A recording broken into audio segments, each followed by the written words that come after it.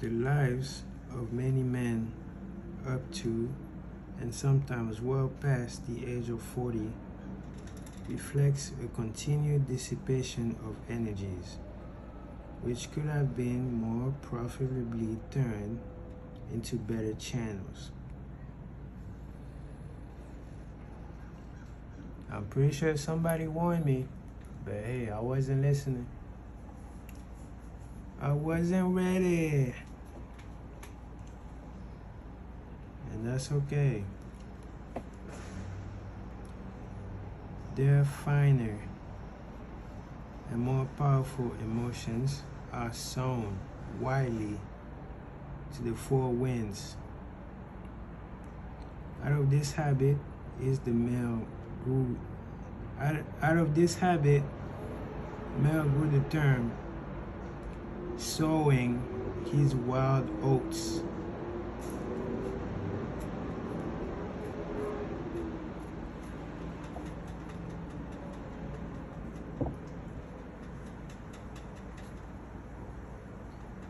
The desire for sexual expression, I like this right here.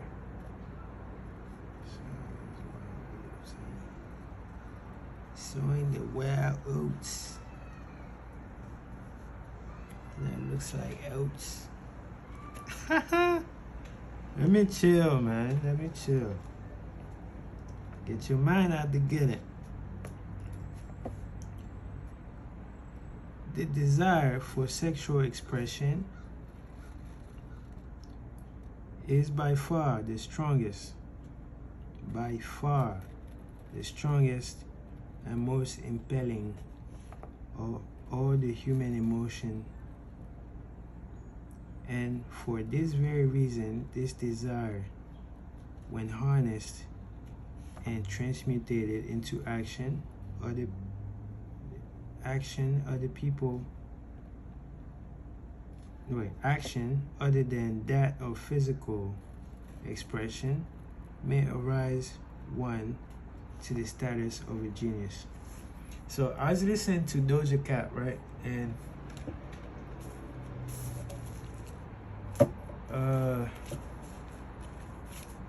she was talking about how she used to smoke weed a lot, but she don't smoke weed no more.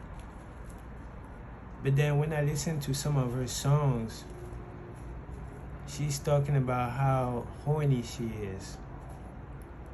But the thing about Doja Cat, I believe, is that she found a way to use her sexual energy and transmute it into her music success, if that makes sense, you know? So yeah, Doja, good job. Good job.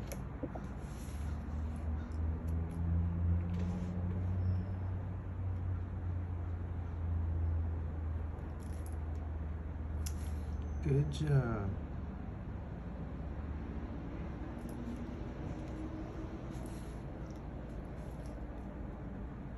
One of America's most able businessmen frankly admitted that his attractive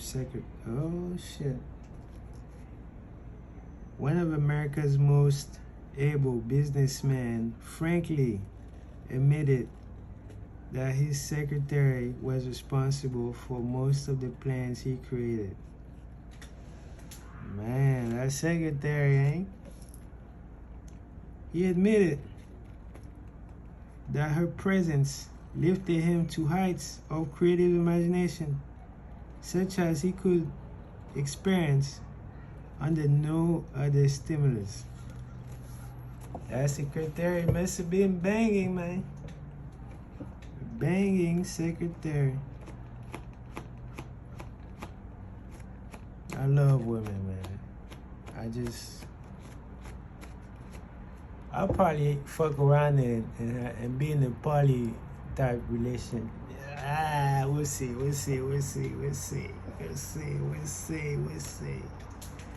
We'll see, man. That's a lot of work, man, to be honest. Like, I remember, I don't have to say I remember, but I used to date multiple,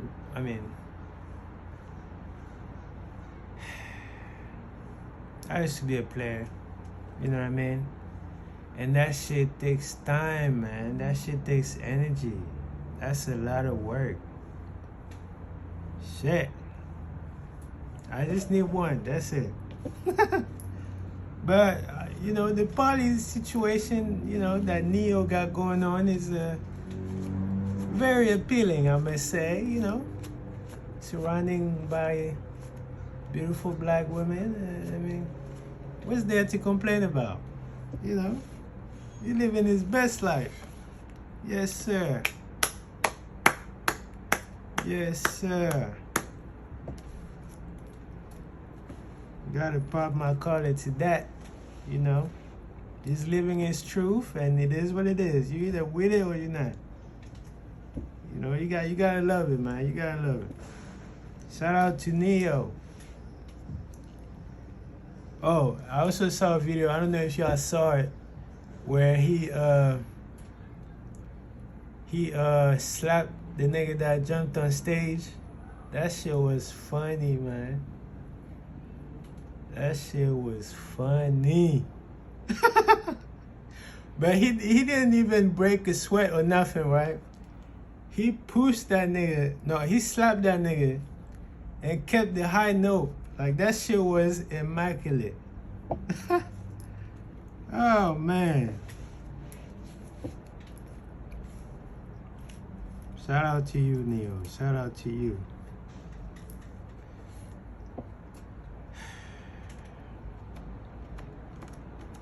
Yeah.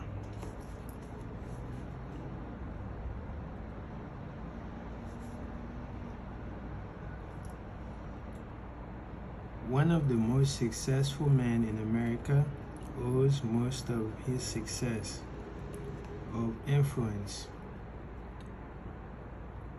of a very charming young woman. Wait, hold on. One of the most successful men in America. Yeah, I already read that. I'm gonna read it again.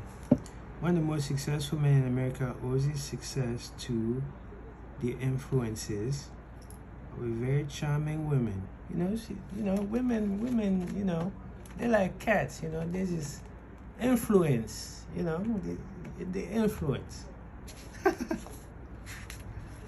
It's funny. By the influence of a very charming young woman who has served as his source of inspiration. She became his muse. That shit is real. I used to think that shit was fake, but yeah, that shit is real. For more than 12 years, everyone knows the man to whom this reference is made, but not everyone knows the real source of his achievement. He keeping that real secretive, right? That's his private life, shit. Fuck it. History is not lacking in examples of men who attain to the status of genii. There's plenty of them. As a result of the use of artificial mind stimulant like alcohol, weed, drugs, whatever. Imagine that. You don't gotta drink, you don't gotta smoke, you just gotta control your dick. That's... Woo! Yeah. I don't know, man. I like to smoke. I'ma just be real.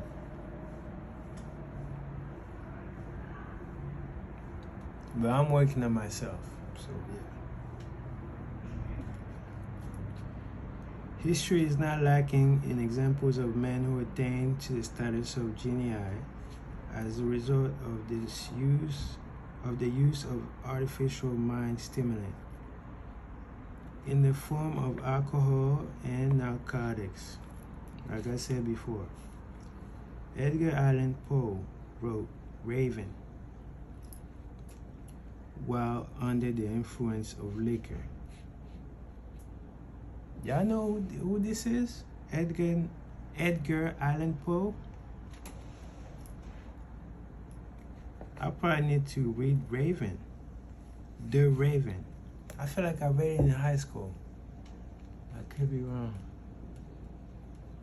I probably need to read it just to see. Man, I like to have a notebook because I need to take notes. Hold on, guys. I'll be right back.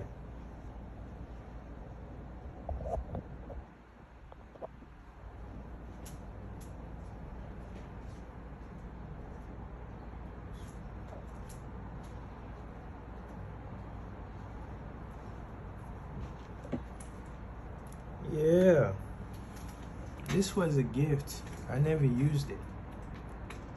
But now is as good time as any.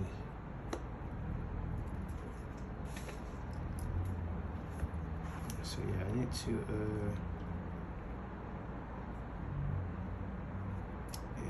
Edgar.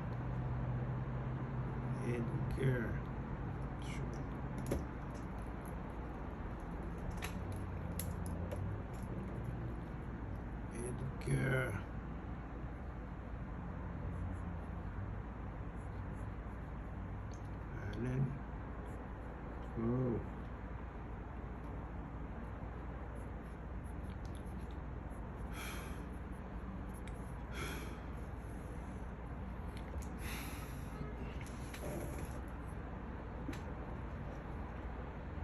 Edgar Allan Poe wrote The Raven while under the influence of liquor.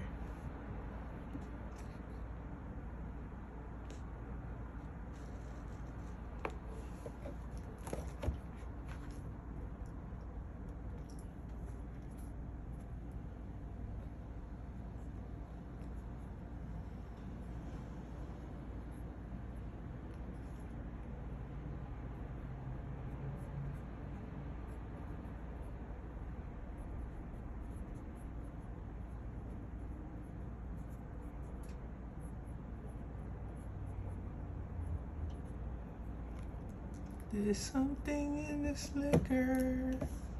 Oh yeah. That's a Chris Brown song. If you know, you know.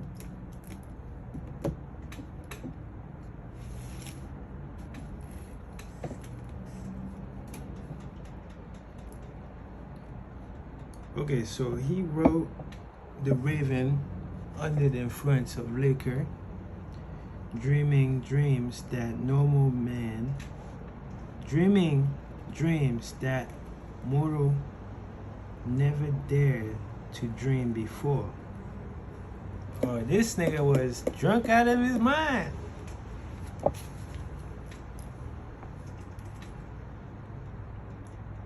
James Whitcomb Riley did his best writing while under the influence of alcohol.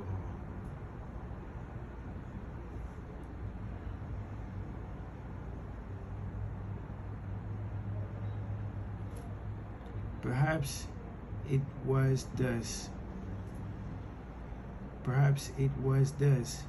he saw the ordered intermingling. Perhaps he saw the mingling of the real and the dream, the mill above the river, and the mist above the stream.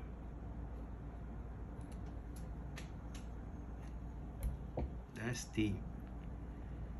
Just this. Robert Burns wrote best when intoxicated. A lot of drunk writers, eh? Maybe I need to drink. Sorry, no. I'm joking.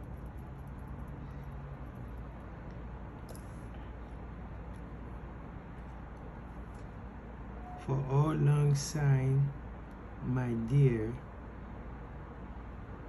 we will take a cup of kindness.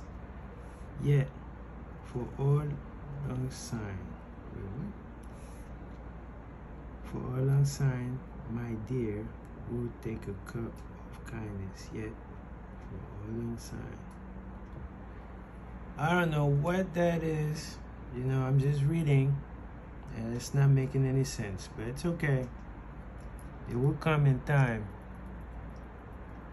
when it is ready to reveal itself to me. But right now, I do not understand what this sentence meant. But let it be remembered that many such men have destroyed themselves. In the end, they destroyed themselves in the end, fucking around with alcohol. No. No.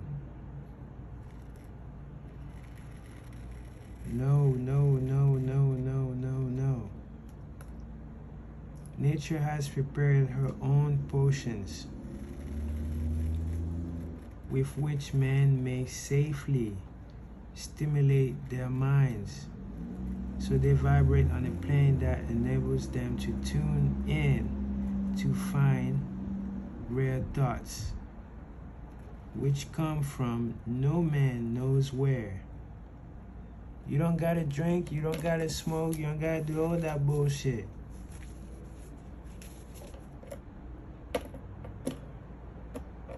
You don't gotta drink, you don't gotta smoke, you don't gotta do none of that bullshit. I'm speaking to myself.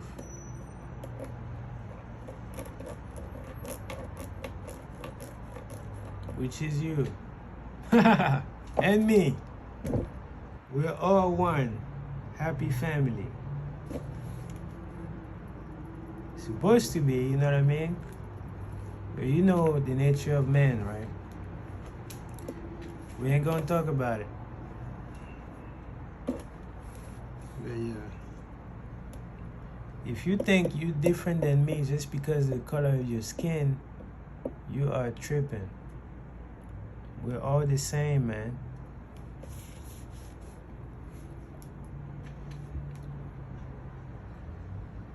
No satisfactory substitute.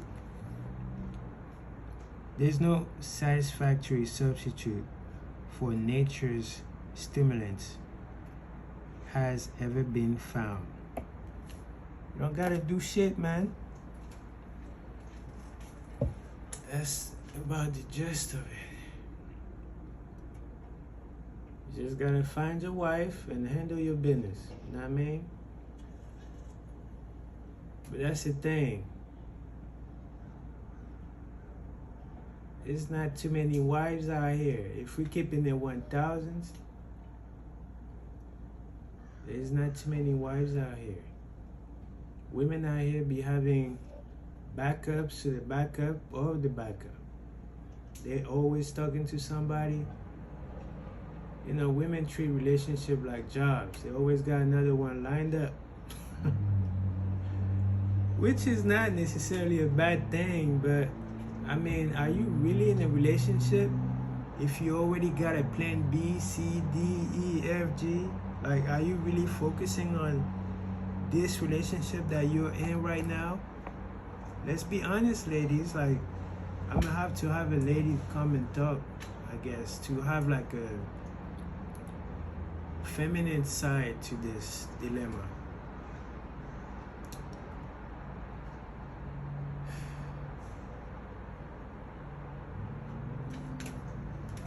But yeah, let's keep going. Let's keep going.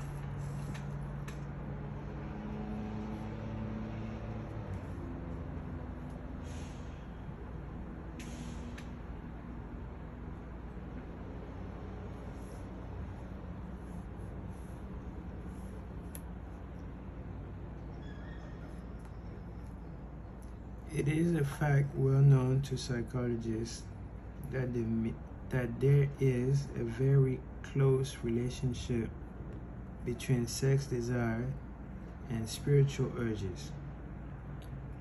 A fact which accounts for the peculiar behavior of people who participate in orgies known as religious revivals. common among primitive types. Anywho, I'm not going to speak about that, but we heard some stories or whatever.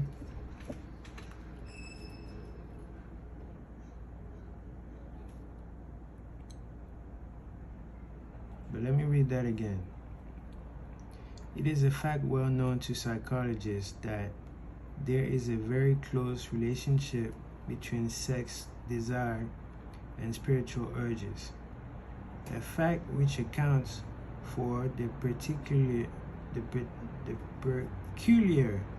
behavior of people who participate in orgies known as religious revivals, common among the primitive type.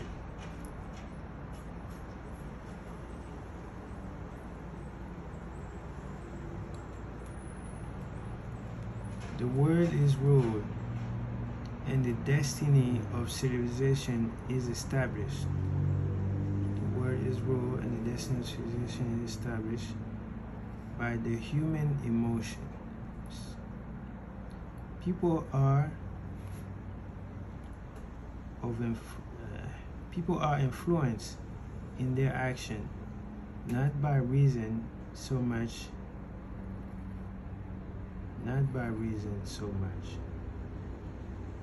but by their feelings.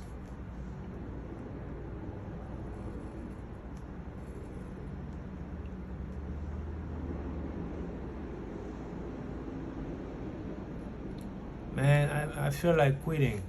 You know what I mean? My body's telling me you gotta go eat.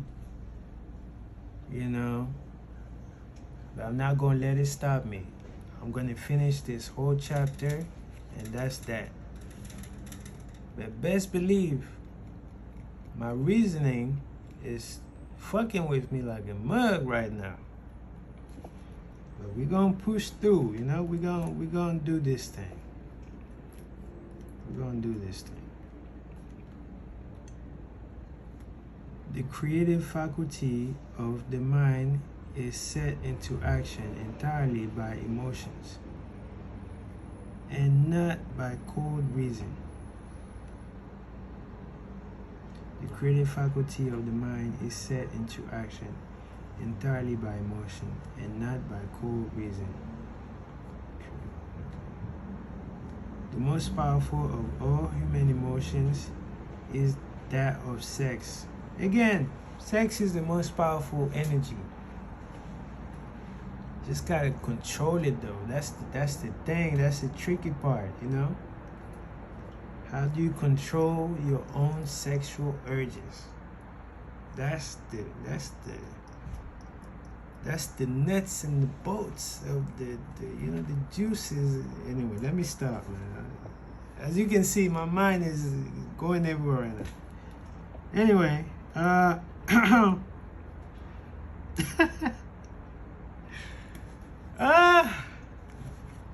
gotta chill, man. I gotta chill. I got to chill. There are other mind stimulants, some of which have been listed, but no one of them, nor all of them combined, can equal the driving power of sex. Again, sex is the most powerful of all emotions. Just gotta find a way to control it through transmutation. Find another outlet. You don't have to be fucking. Just use that, in other ways, creative ways.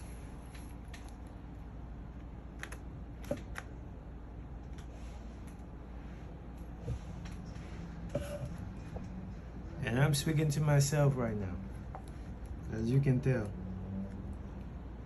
Woo. A mind stimulant is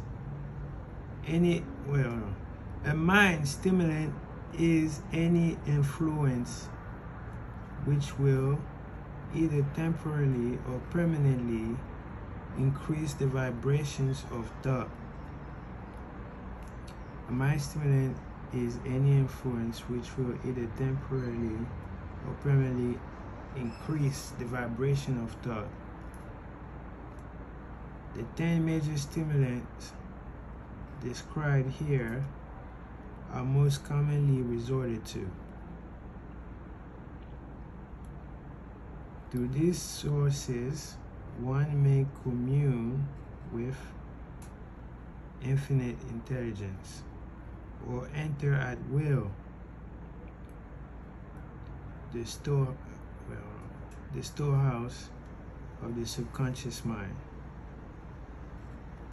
either one's own or that of another person. A procedure, like Glorilla said, what's the procedure when a bad bitch walking around? I'm fucking with her. I love Glorilla. What's the procedure? I think the song from Glorilla is called Procedure. Look it up, man. It's interesting. A procedure, which is all there for genius. Let me read that again. That's a long one.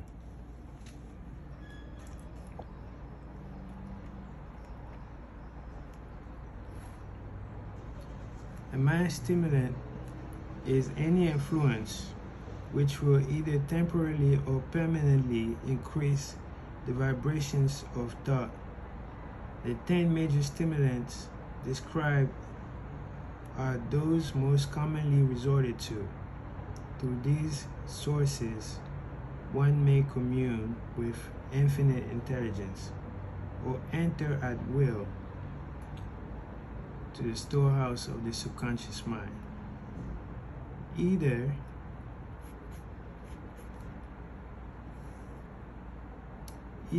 one's own or that of another person. A procedure which is all there is of genius. Again, that's a long one. I got like 50% of it. But you know, we gotta move on, because I don't want to keep repeating the same thing. We gotta move on. It will come to me when it comes to me. That's how I take it. A teacher who has trained and directed the efforts of more than 30,000 salespeople made the astounding discovery that highly sexed men are the most efficient salesmen. No wonder. They got that swag about them, you know what I mean? They got that pizzazz, you know, they know how to talk, you know?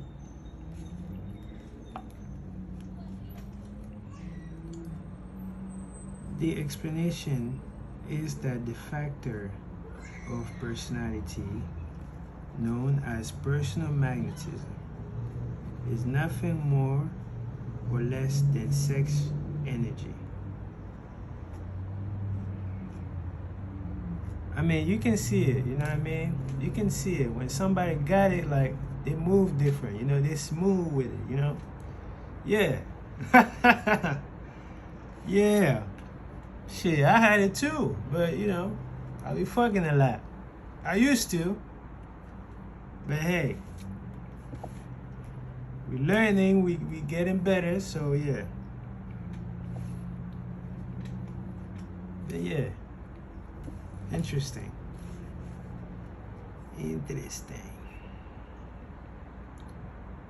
Highly sexed people always have a plentiful supply of magnetism.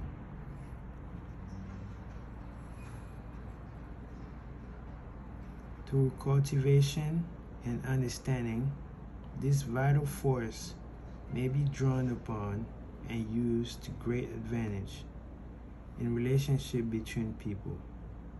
This energy may be communicated to others through the following media: The handshake. The touch of the hand indicates instantly the presence of magnetism or the lack of it. There.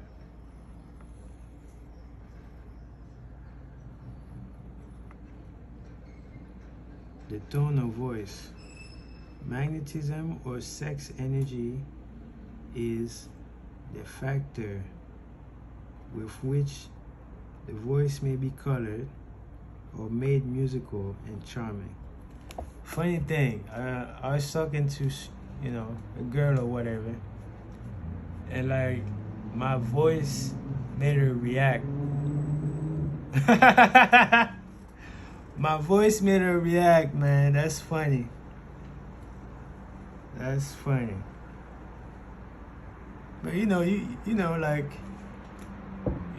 your voice change when you're about to take action. You don't be talking regular. You got that player voice about you, like, you got that player voice about you.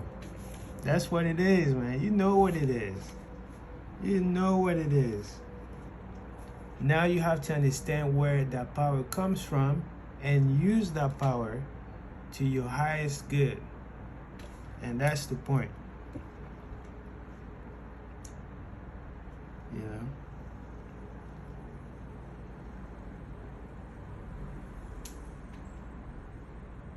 Even the Mac, when he wrote, The Art of Macking, he said that, he had to abstain for 6 months. You know what I mean? That's how he found the creative juices to write his whole book. It's called The Art of Macking. Great book, especially if you, trying to learn about dating and stuff like that. As a matter of fact, I could bring it here. Should I bring it here? No, just Google it. Fuck it. Google it. The Art of Macking. Great book on dating. Great book. It's not just about getting some pussy. You know what I mean? It's about manhood and understanding the value of a man. Great stuff that I bought because I didn't grow up with my dad. My dad passed away when I was young. So I didn't have a male influence in my life. You know what I mean? Nobody kind of taught me how to get women or how to deal with women, I grew up with women. They did the best they could, but, certain things they're not going to tell me, you know what I mean? And that's okay. They're women. It is what it is. Only a man can raise a man. That's bottom line. So when I hear women talking about, oh, I'm the mother and the father, I disagree with that. But that's just me. That's just me.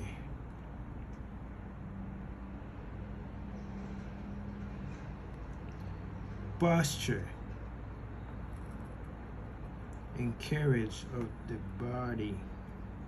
Highly sexed people move briskly and with grace and ease. I need to work on my posture, man. I be slouching a whole lot. And that's probably why I be slouching a whole lot, but we moving better, you know what I mean? Yeah. We moving better. Moving better. If you are still watching this video, what is wrong with you? You crazy. Good job though. Good job though, I guess you trying to come up. That's good. Let's get it.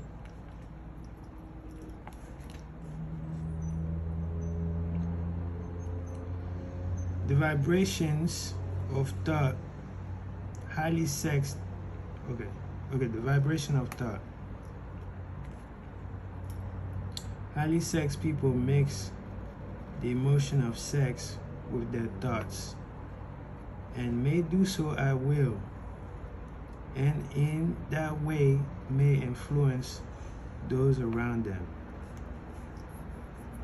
funny story. Like this morning, I woke up with, you know, my dick was hard this morning. You know what I mean? I mean, not to say that it's not hard every morning, but this particular morning, yeah, my dick was hard. And the funny thing about it is that I was reading, right? And then I thought about somebody and my dick got hard and I couldn't read anymore.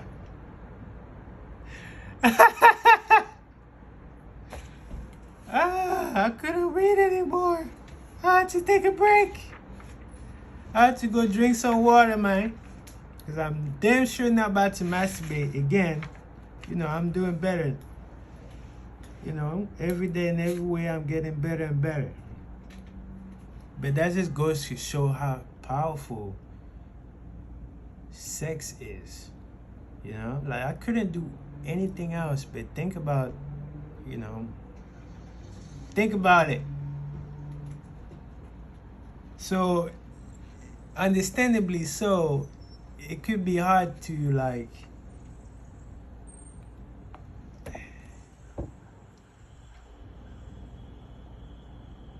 you telling me there's a way to control that? That's crazy. Real talk.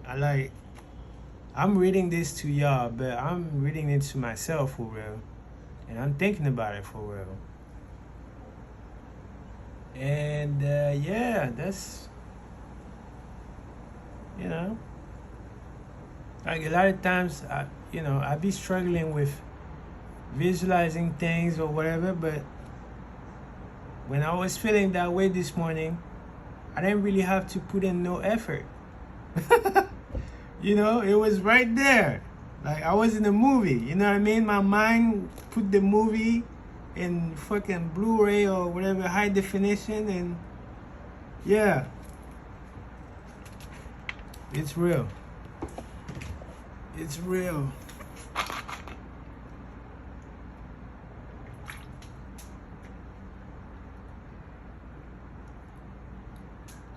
Pray for me, y'all. Pray for me. Pray for me.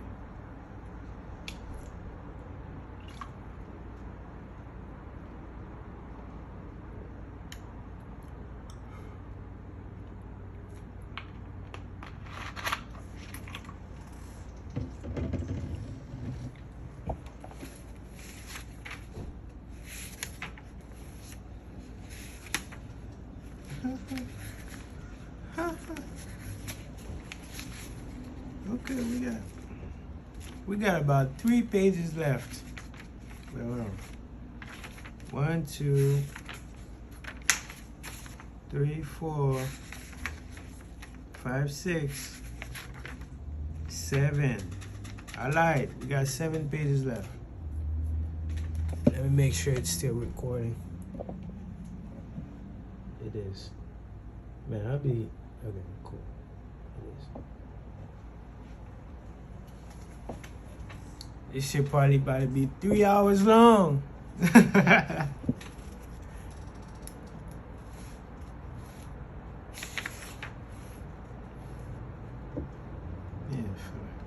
for this.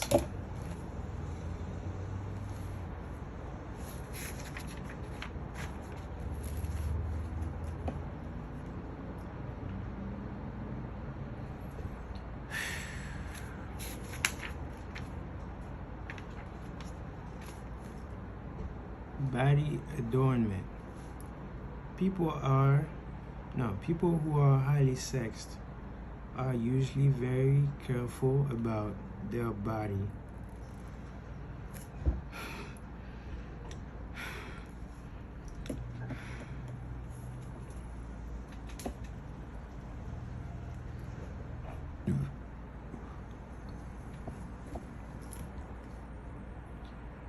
Body adornment. People who are highly sexed are usually very careful about their personal appearance. They usually select clothing of a style becoming to their personality, physique, and complexion. Basically, they know how to dress. they know how to dress.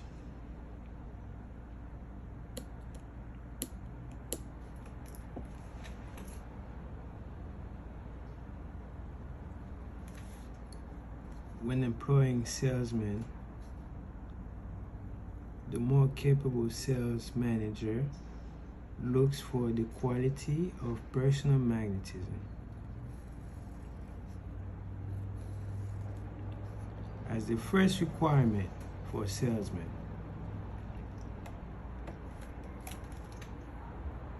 They can tell. It's funny. Like, when I was a salesman, when I was selling life insurance,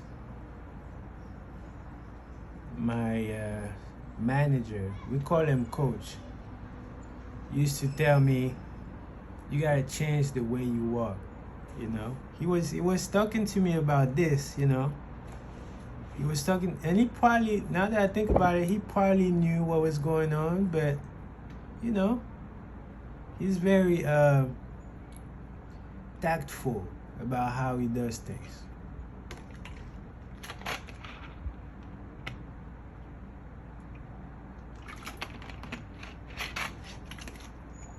Gotta change the way you walk, gotta change the way you talk. But all that comes naturally if you change the way you fuck.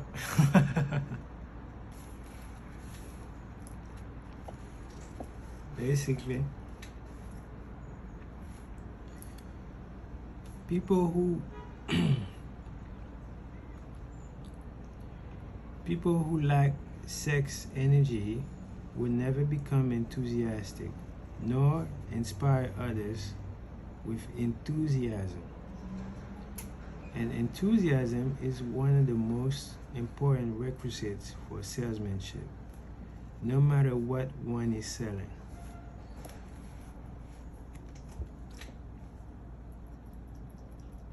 So yeah, hopefully my enthusiasm will get better. No, I'm not gonna talk like that. My enthusiasm will get better. Yes. The public speaker, orator, preacher, lawyer, or salesman who is lacking in sex energy is a flop. As far as being able to influence other people is concerned.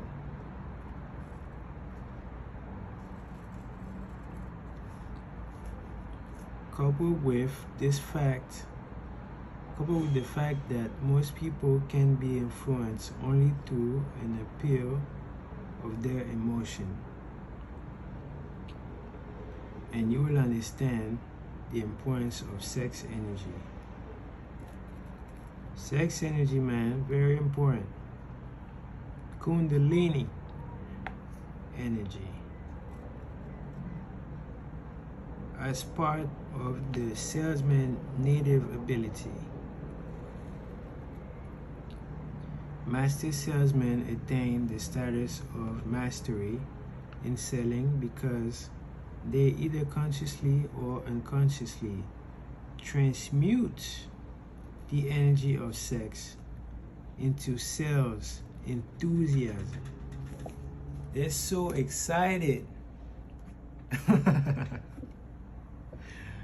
I'm so excited. No, Kevin Hart. I forgot which one of his special it was, but y'all remember the one where it was like, you went to Japan or something, to Disney in Japan, and he was like, so excited. I'm so excited. I think that's what it was. Anyway.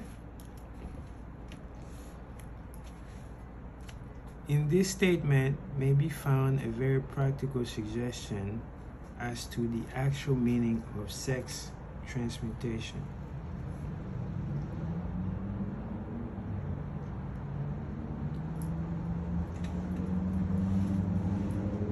The salesman who knows how to take his mind off the subject of sex knows how to take his mind off of sex and direct in itself sales effort with as much enthusiasm and determination as he could apply to its original purpose, has acquired the art of sex transmutation. I gotta read that again. The salesman who knows how to take his mind off of sex and direct it in sales effort. So if you hold it in with all your might, you're gonna make some money.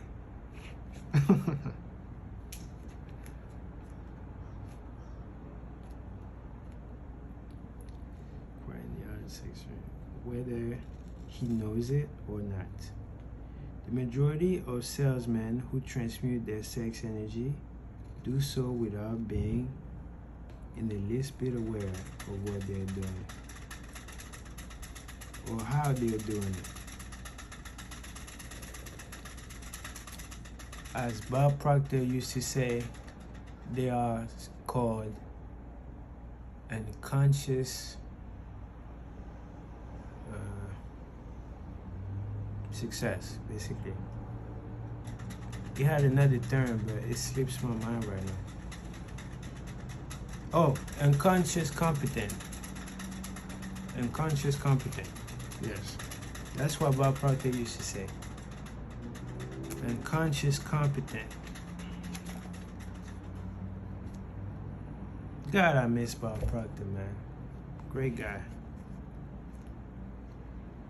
I remember another business venture that I went into where they had him on the call, and I could have asked him a question, but I didn't do it. I regret that shit so bad. I could have talked to Bob Proctor directly, man.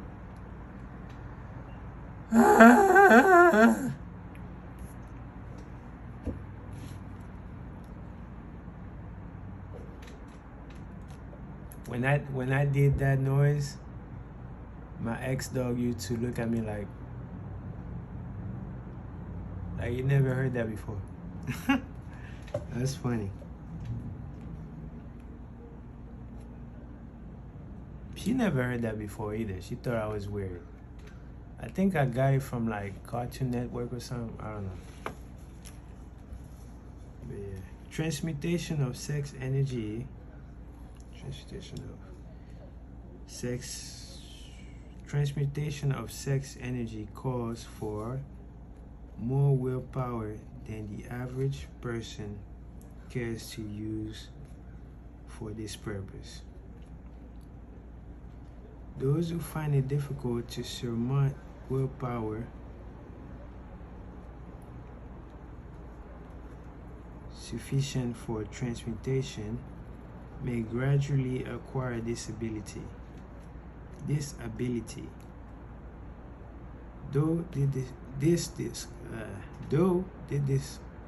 Though this requires willpower. That's why I said I'm going to finish that chapter, you know. That's willpower right there.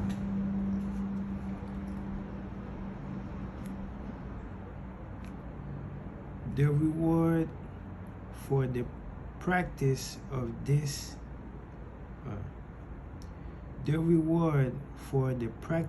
is more than worth the effort. The reward is great, basically. The reward is great.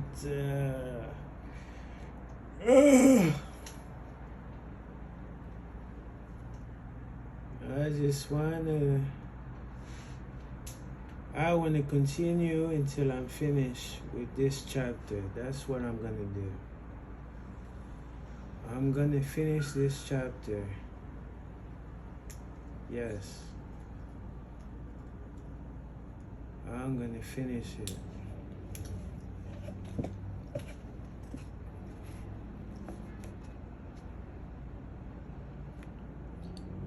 The entire subject of sex is one which the majority of people appear to be unpardonably ignorant. The urge of sex has been grossly misunderstood and slandered and burlesqued by the ignorant and evil-minded for so long that the very word sex is seldom used in polite society.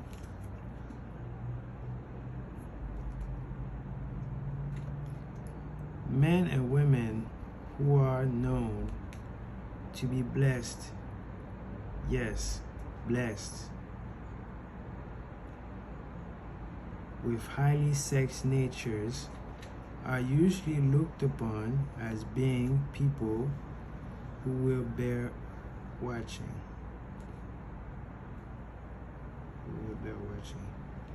Instead of being called blessed, they are usually called cursed. That's crazy.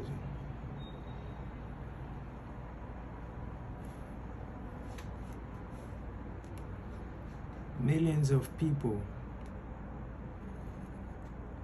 even in the age of enlightenment, have inferiority complexes, which they develop because of this false belief that their highly sex natures is a curse. You're not cursed, man. You're a freak.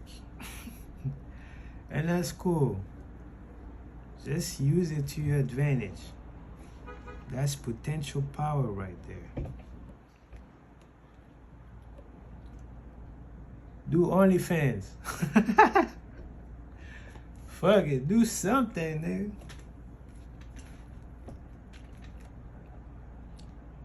I just might fuck around and do OnlyFans.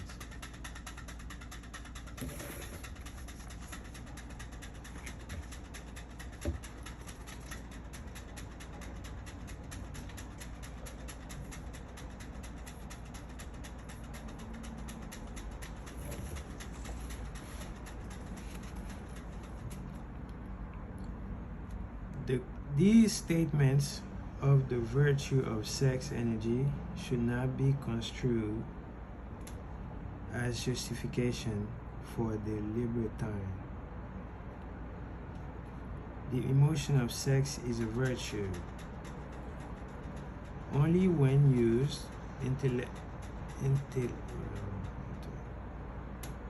intelligently and with discrimination. It may be misused, and often is, to such an extent that it debases instead of enriches both body, mind, and soul, with both body and mind. The better use of this power is the burden of this chapter. You can tell Napoleon was trying to really emphasize that sex must be controlled. That's really the message. But damn, this chapter is long. Anyway, I'm gonna finish it though. I'm gonna finish it. It seemed quite significant to the author. Haha, didn't I just say that? It seemed quite significant to the author when he made the discovery that practically every great leader whom he had the privilege of analyzing was a man whose achievement was largely inspired by a woman. In many instances, the woman in the case was a modest, self-denying wife whom the public heard but little or nothing.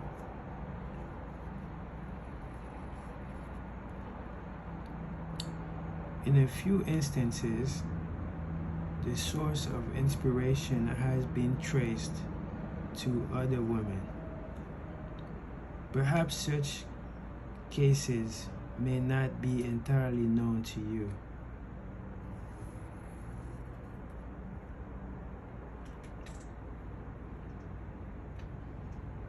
Intemperance in sex habits is just as detrimental as intemperance in habits of drinking and eating. See, I used to think that just because I was watching porn, you know, I was cool or whatever, but I was doing more harm to myself than I could ever imagine.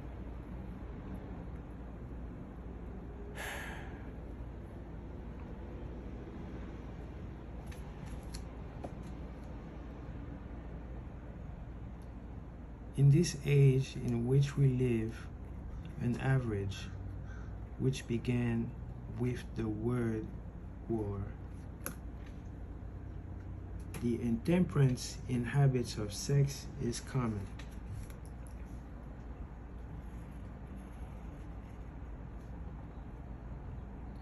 This orgy of indulgence may account for the shortage of great leaders. No man can avail himself of the forces of his creative imagination while dissipating them. So basically, your net is your imagination. Let me make sure it's still recording. Yes, it is. I'm telling you, this video about to be 3 hours long, man. The way this shit is going.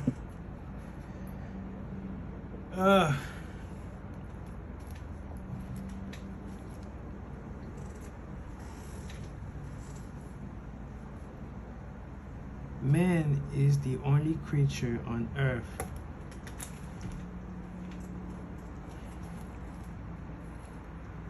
that violates nature's purpose in this connection. I mean, that's true. Like, animals fucking seasons. You know what I mean? We don't fucking season. We fuck whenever the fuck we want to fuck.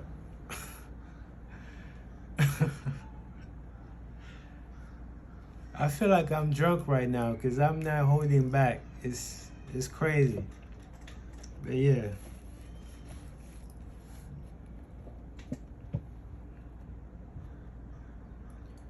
Every other animal indulges in its sexual nature in moderation and with purpose,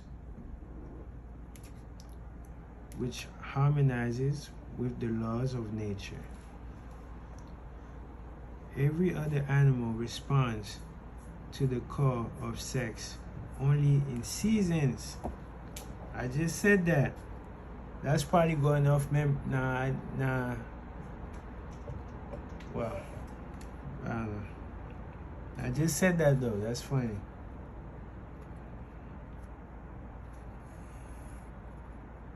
Synchronicities. Man's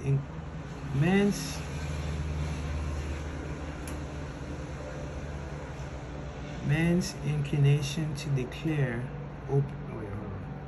man's inclination is to man's inclination is to declare open season.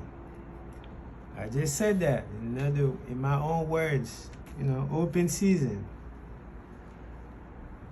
Oh, my eyes are I'm gonna keep going no matter what. Gotta keep going.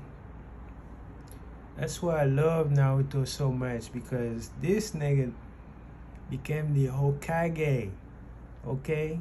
He became the leader of his village.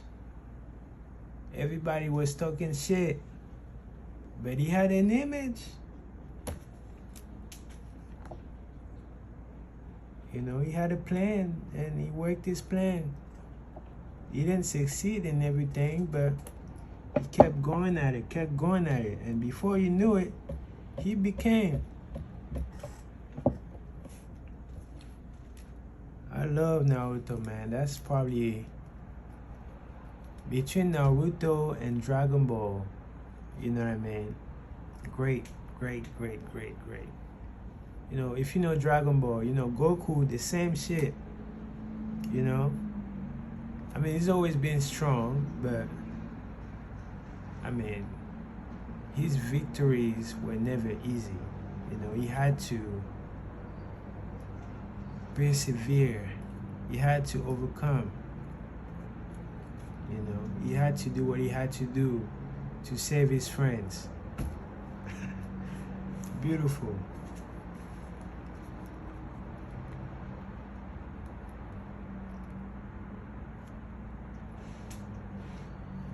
Every intelligent person knows that stimulation in excess through alcoholic drink or narcotics is a form of intemperance which destroys vital organs of the body, including the brain.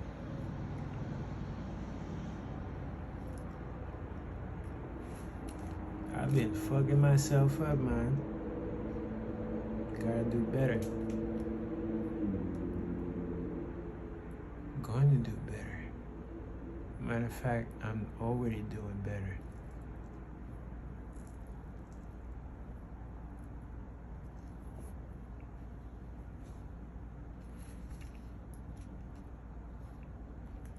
Not every person knows, however, that overindulgence in sex expression may become a habit as destructive as and as detrimental as to the creative effort as narcotics or liquor. Like I said, I didn't think it was that bad, but it is. It is.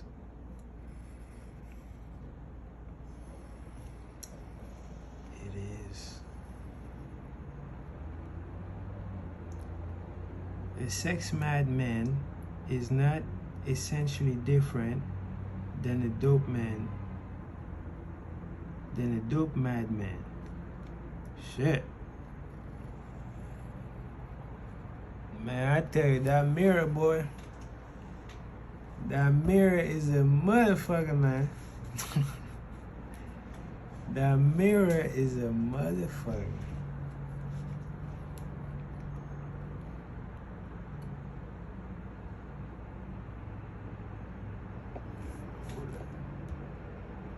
Hold that.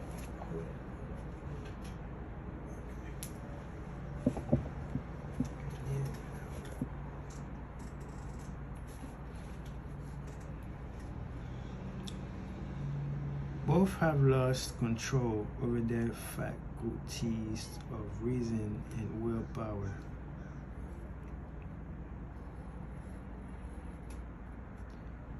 Sexual overindulgence may not only destroy reason and willpower, but it may also lead to either temporary or permanent insanity. Sure.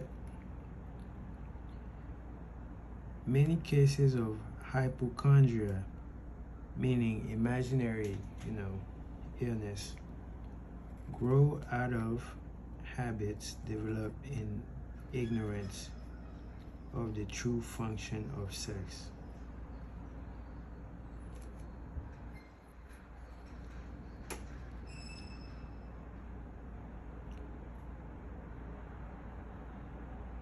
From these brief references to the subject, it may be readily seen that ignorance on the subject of sex transmutation forces stupendous penalties upon ignorant.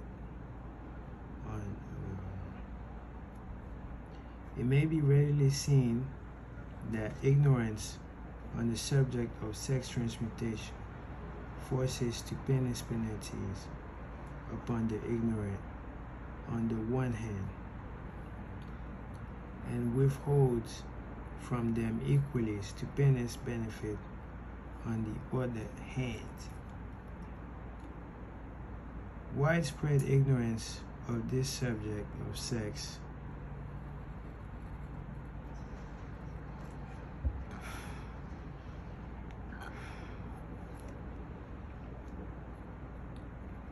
is due to the fact that the subject has been surrounded with mystery and beclouded by dark silence.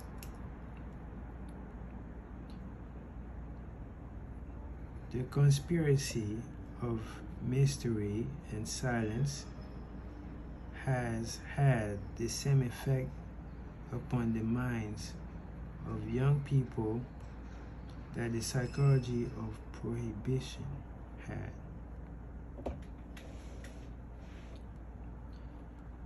The result has been increased curiosity and desire to acquire more knowledge of this verbal subject,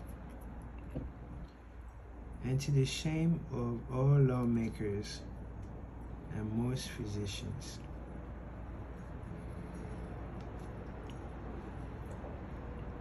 By training their qualified to educate youth on that subject, information that has not been easily available.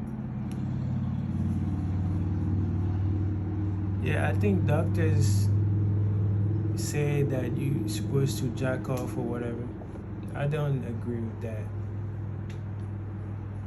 But you make your own decisions, you know what I mean?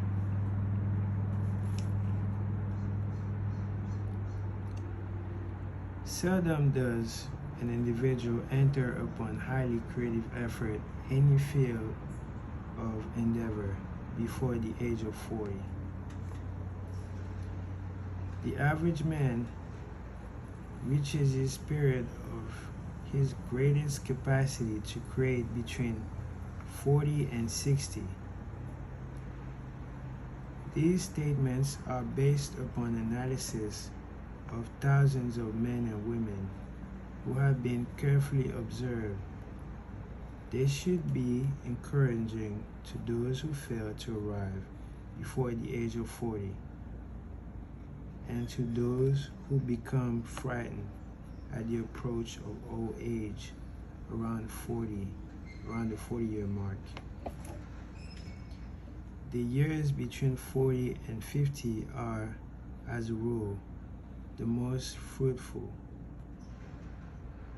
Man should approach this age not with fear and trembling, but with hope and eager anticipation.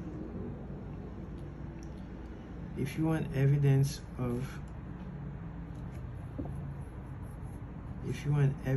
that most men do not begin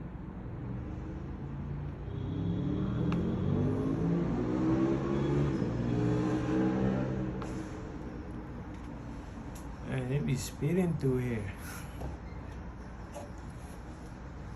It be speeding. If you want evidence that most men do not begin to do their best work before the age of 40, study the records of most successful men known to American people. You will find it. Henry Ford had not hit his pace of achievement until he had passed the age of 40. Andrew Carnegie as well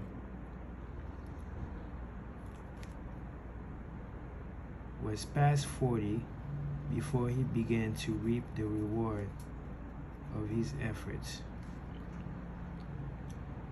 James J. Hill was still running a telegraph key at the age of 40. His stupendous achievement took place after that age. Biographies of American industrialists and financiers are filled with evidence that the period from 40 to 60 is the most productive age of man.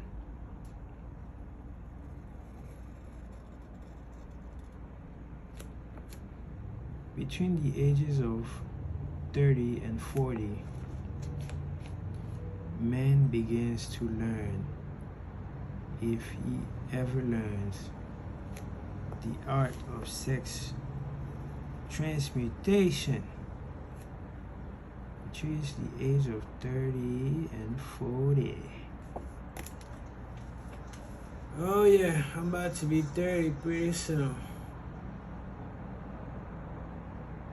Come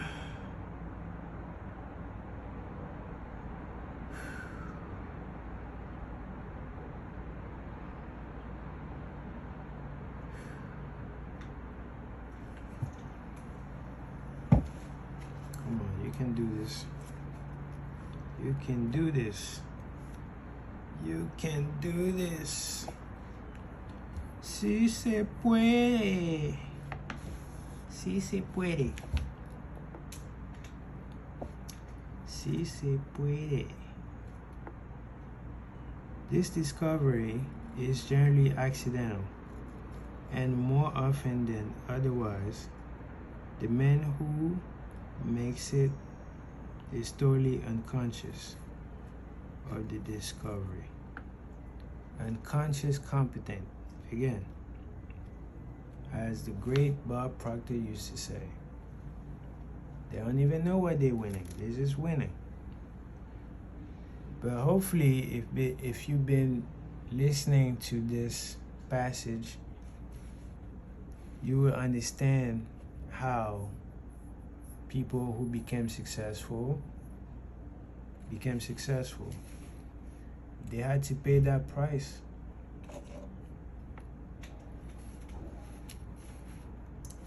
You know.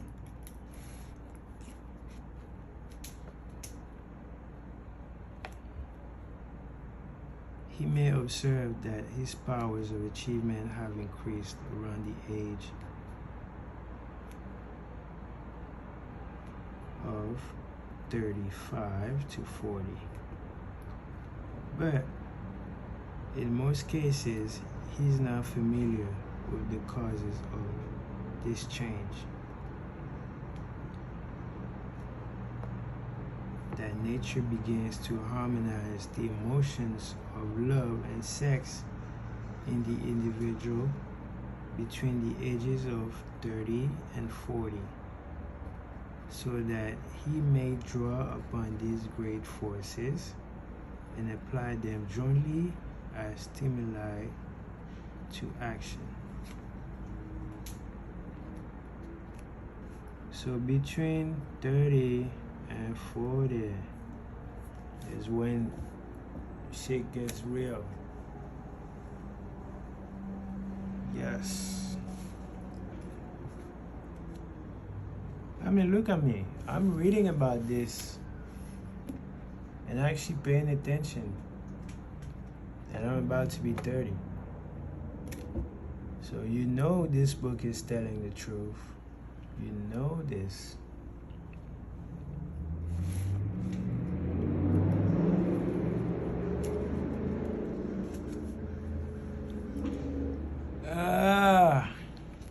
Let's go. Let's go.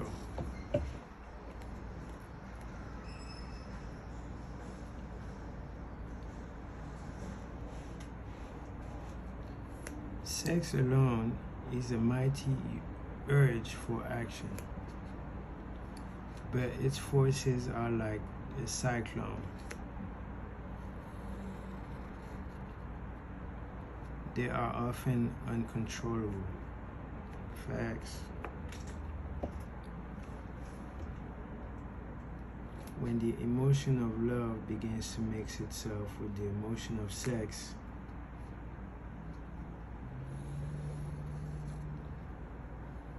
the result is calmness of purpose, poise, accuracy of judgment, and balance. That's beautiful. That's beautiful. That's beautiful.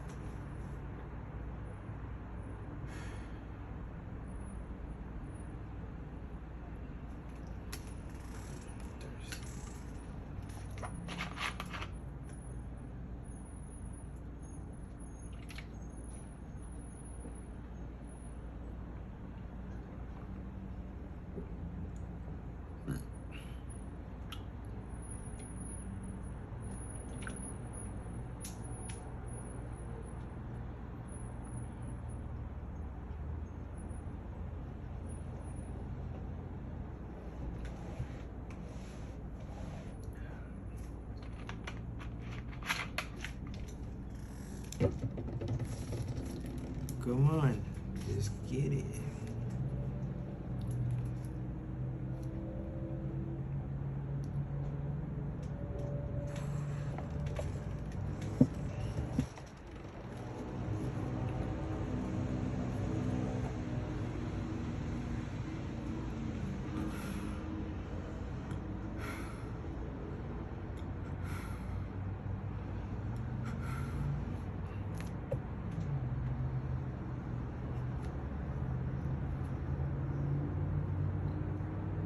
What person who has attained the age of 40 is so unfortunate as to be unable to analyze these statements and to corroborate them by his own experiences?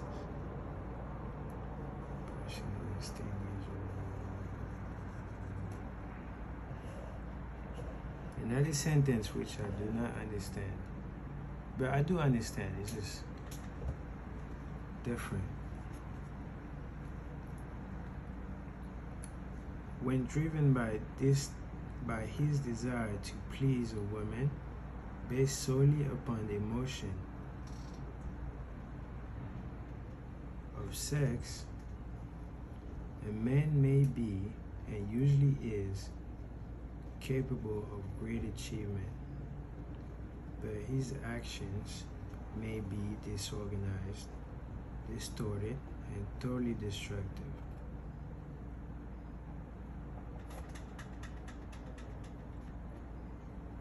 When you want some pussy, you're willing to do anything.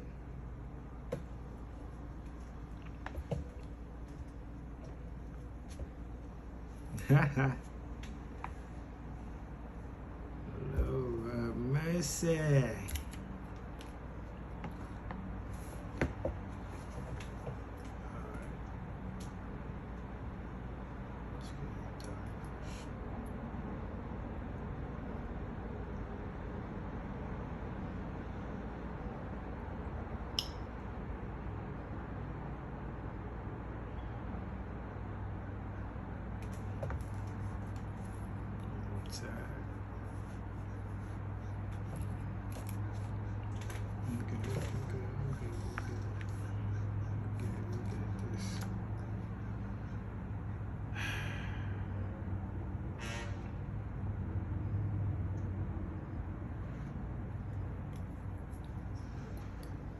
When driven by his desire to please a woman, based upon motive of sex alone, a man may steal, cheat, and even commit murder.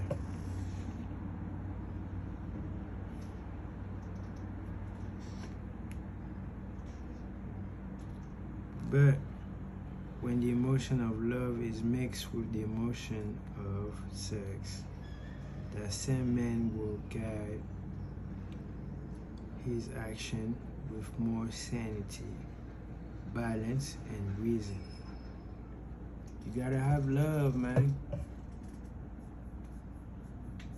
gotta have love.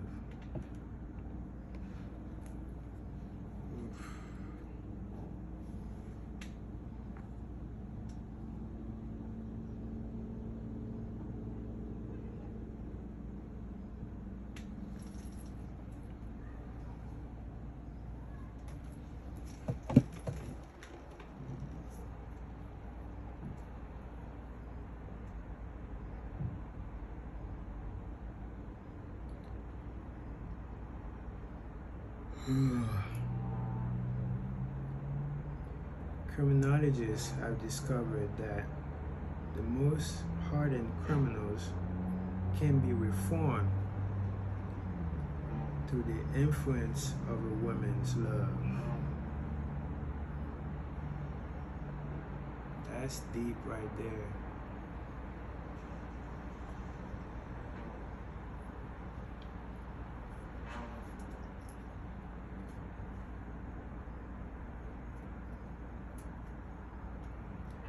There is no record of a criminal having been reformed solely. I'm telling you, the weirdest noises, man. Still recording? Yes, still recording.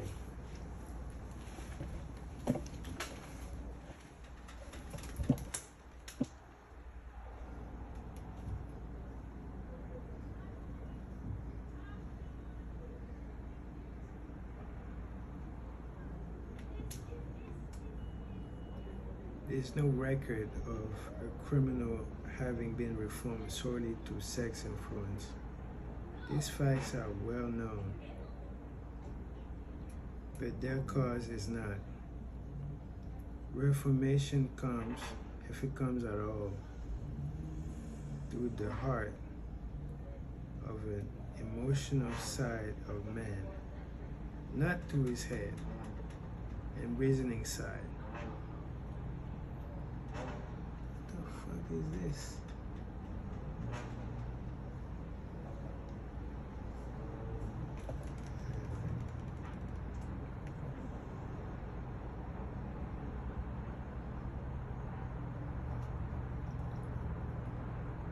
Reformation means change of heart. It does not mean a change of head. A man may, because of reason, make certain changes in his personal conduct to avoid the consequences of undesirable effects. But genuine reformation comes only through a change of heart, through a desire to change.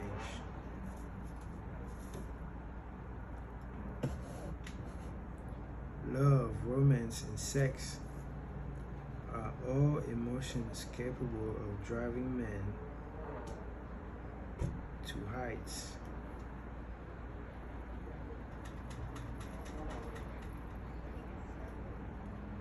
To heights of super achievement.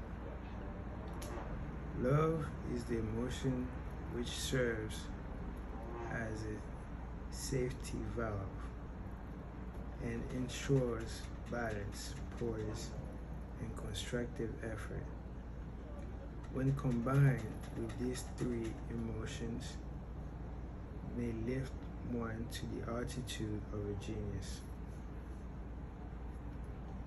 Shit, I'm not a genius yet. I was capping. I was big capping. Not yet, but watch me. You see.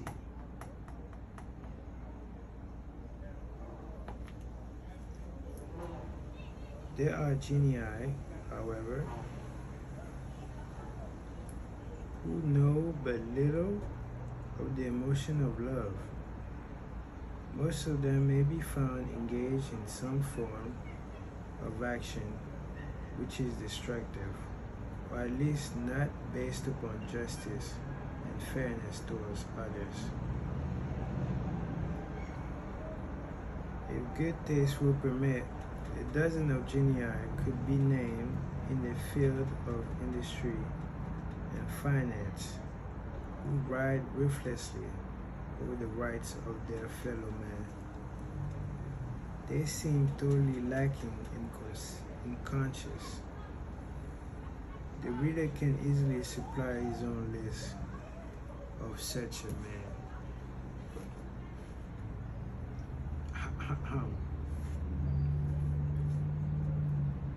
The emotions are states of mind.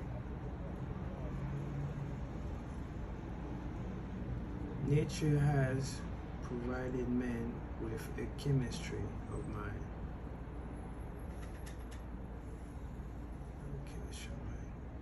Which operates in a manner similar to the principles of chemistry of matter. It is a well-known fact that through the aid of chemistry of matter, a chemist may create a deadly poison by mixing certain elements, none of which are in themselves harmful in the right proportions. The emotions may likewise be combined so as to create a deadly poison.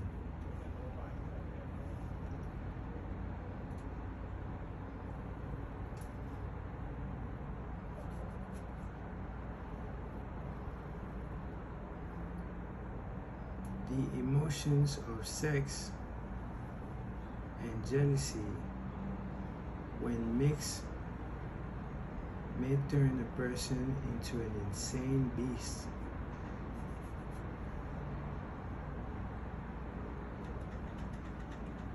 The presence of any or more of the destructive emotions in the human mind through the chemistry of the mind set up a poison which may destroy one's sense of justice and fairness.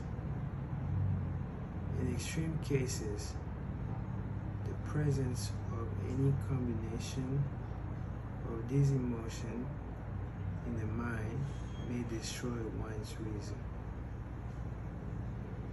The road to genius consists of the development, control, and the use of sex, love, and romance. Briefly, the process may be stated as follows. Encourage the presence of these emotions as the dominating thoughts in one's mind, and discourage the presence of all destructive emotions. The mind is a creature of habit.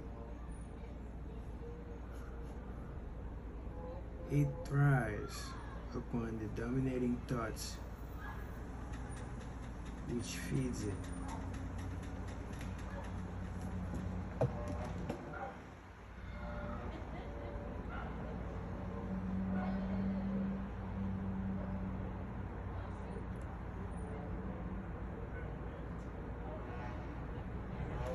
To the faculty of willpower, one may discourage the presence of any emotion and encourage the presence of any other.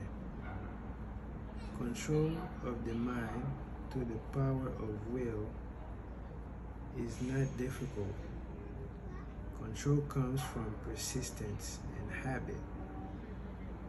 The secret of control lies in understanding the process of transmutation. When any negative emotion presents itself in one's mind, it can be transmuted into a positive or constructive emotion by the simple procedure of changing one's thought.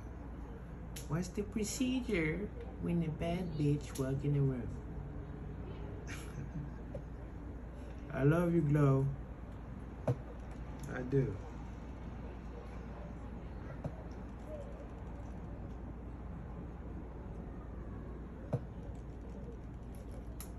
What is it though? What's the procedure, bitch?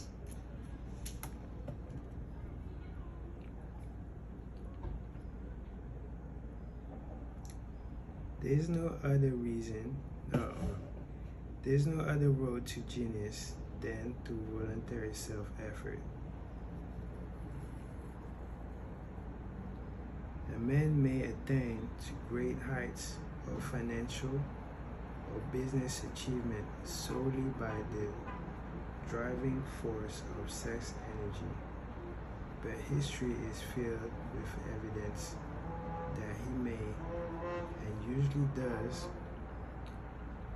carry with him certain traits of character which rob him of the ability to either hold or enjoy his fortune. That's crazy.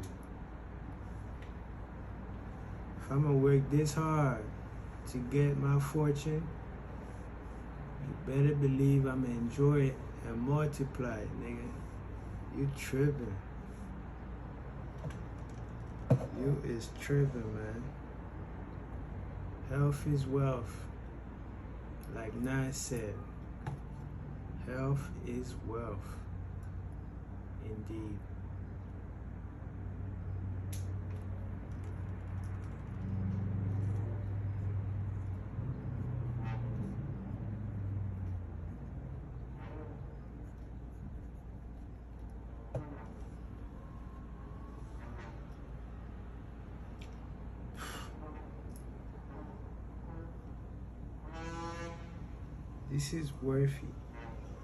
This is worthy of analysis, though the meditation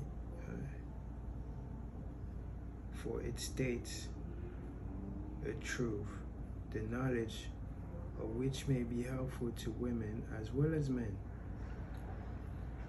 Ignorance of this has cost thousands of people their privilege of happiness, even though they possessed riches. Bruh, how you gonna be happy and sad? What? How you gonna be rich and sad? They talk about money don't bring happiness. Anyway.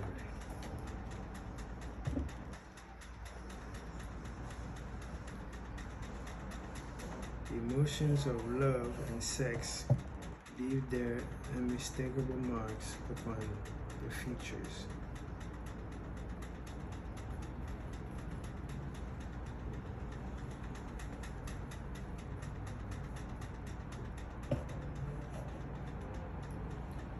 Moreover, these signs are so visible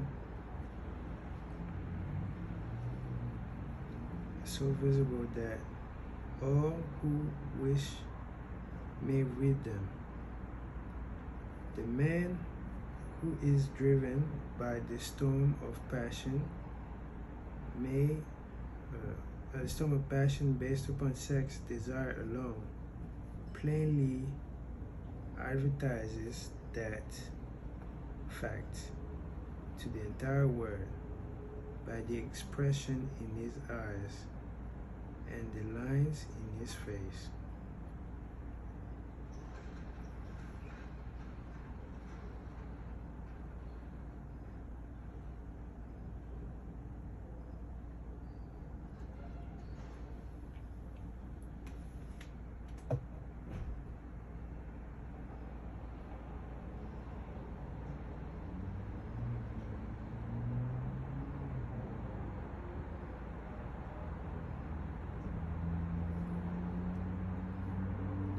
The emotion of love, when mixed with the emotion of sex, soften. What the fuck? What kind of instrument is this?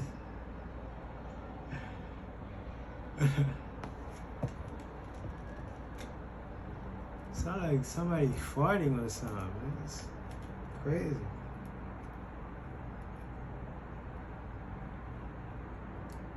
The emotion of love, when mixed with the emotion of sex, softens, modifies, and beautifies the facial expression. No character analysis is needed to tell you this. You may observe it yourself. The emotion of love brings out and develops the artistic and the aesthetic nature of man. Love. Love, love, love. All that we got. Love. That's Scissor.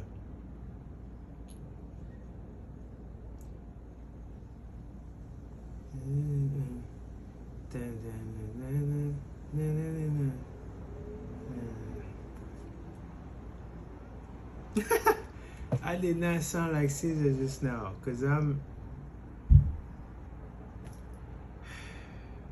anyway, you get the point. I did not sound like Caesar.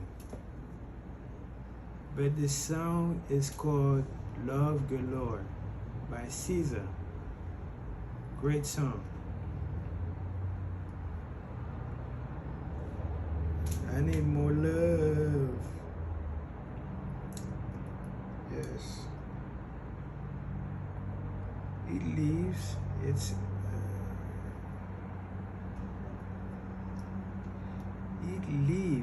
its impress upon one's very soul, even after the first has been subdued by time and circumstances.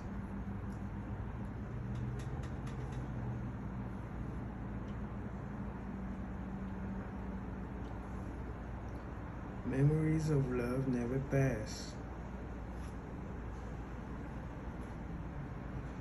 They linger, guide, and influence long after the source of stimulation has faded. There is nothing new in this. Every person who has been moved by genuine love knows that it leaves enduring traces upon the human, I'm gonna guess and say human heart. Let's see. Yes. Heart.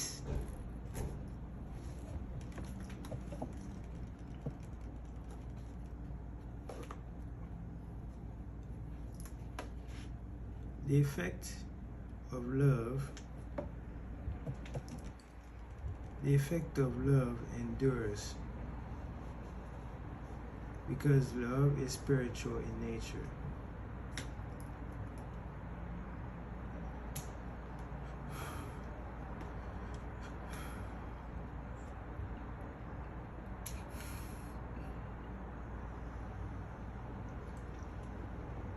The man who cannot be stimulated to great heights of achievement by love is hopeless.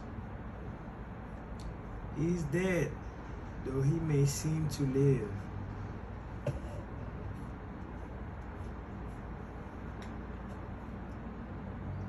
Even the memories of love are sufficient to lift one to a higher plane of creative effort. The major force of love may spend itself and pass away like a fire that has burned itself out. But it leaves behind indelible marks as evidence that it passed that way. That's a beautiful thing, man. That's a beautiful thing, man.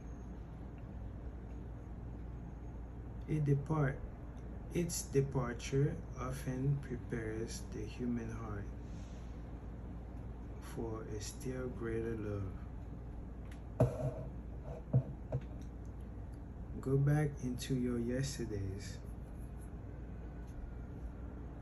Back into your yesterdays at times and bathe in your mind in the beautiful memories of past love. It will soften the influence of the present worries and annoyances.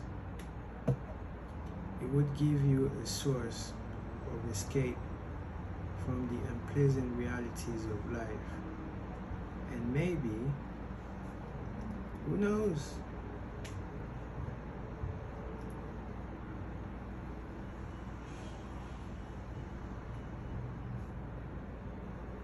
Maybe, who knows? Your mind will yield to you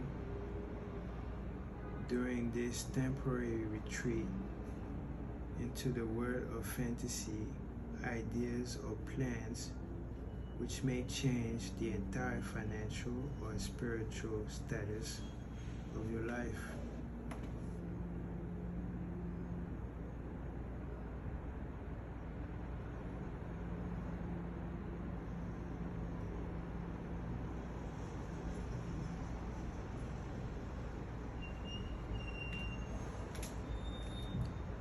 Speaking of fantasies, play Kali Uchis Fantasy. I love Kali, man. She's married, she got a family, and when I say I love Kali Uchis, I mean I love her music, respectfully. She's married to Don Toliver, which I love also. So I love them. They got a beautiful family doing their thing, you know what I mean? I love that. Black love. But I'm sure they face criticism because, she's Spanish and he's black, so, But I don't even think so. People change. But I don't know. I don't know. If you believe yourself unfortunate because you have loved and lost,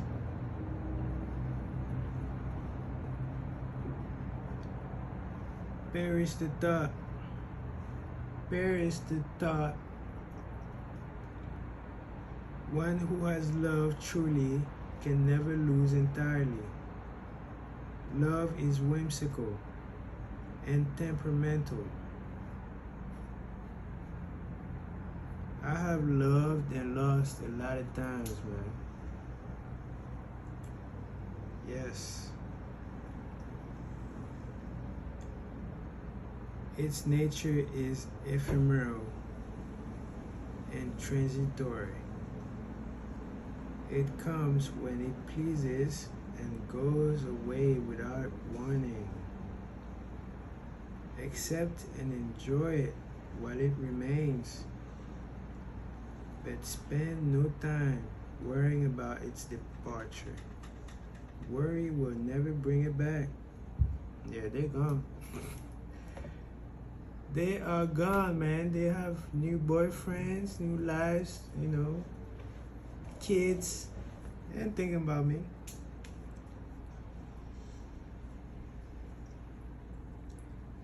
Dismiss also the thought that love never comes but once. There's still hope out here. There's still hope. Love may come and go, times without number, but there are no two love experiences which affect one in just the same way. I remember I was talking to my bro, right? I was like, man, I don't know if I'm going to find a love like her again. And he was like, don't worry, man, you're going to find somebody. You're going to find somebody. I was like, yeah, whatever. And lo and behold, I found somebody, you know, that, and I felt great. Like, I didn't think I could find love again, but I did. Granted, she's gone, but we had some damn great memories, if I say so myself. Yes.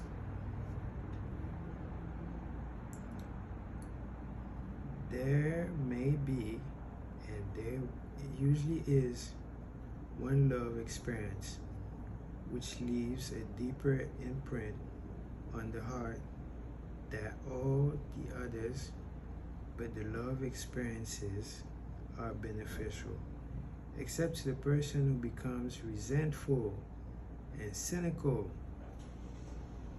when love makes its departure. Don't be bitter, man. If love is gone, it's gone. You get another one. Trust me, you get another one. Oh, yes. I didn't think I would get another one. That's why I went into depression or whatever. So, this is therapy, right? If anything, this is therapy.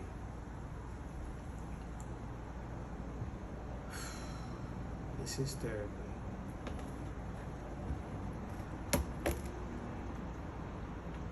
Maybe I should become a therapist. That would be funny, man. That really would be funny.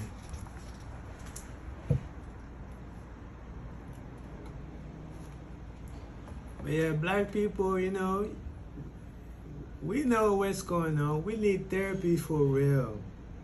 We need therapy like yesterday. But who can we trust? You know? There's not too many of us who are therapists.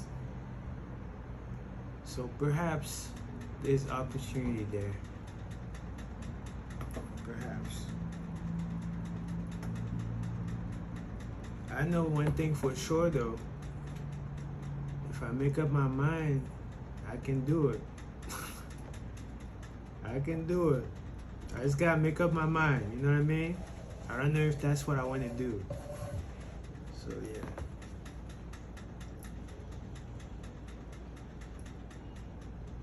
If that's what I want to do, yes. Yes. Gotta make sure I use the right words. Wait, are you still recording? No way. You're still recording. Okay.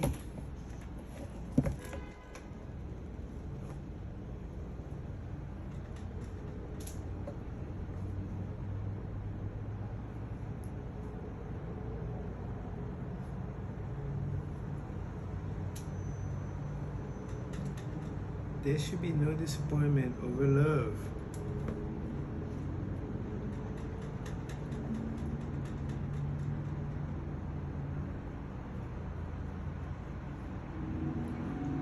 And there would be none if people understood the difference between emotions of love and sex. Damn. That's difficult. That's difficult. The difference between love and sex, man. What language is that? I don't even understand what we're talking about right now.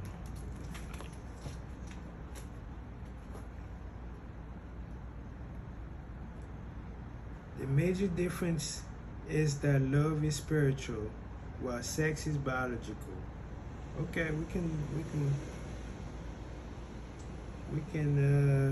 you know, agree.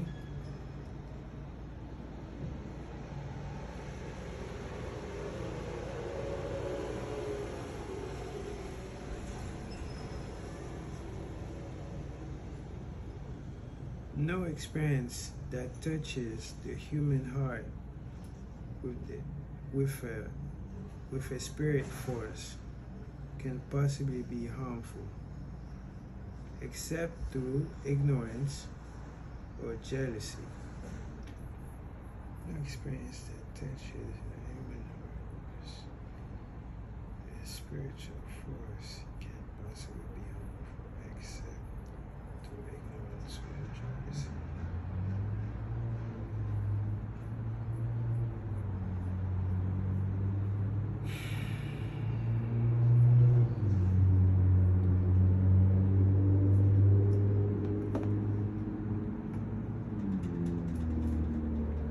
Man, I gotta probably make a video on love.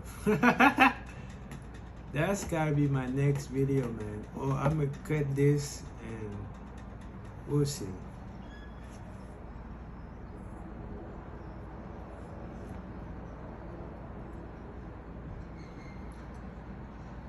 Love is, without question, life's greatest experience.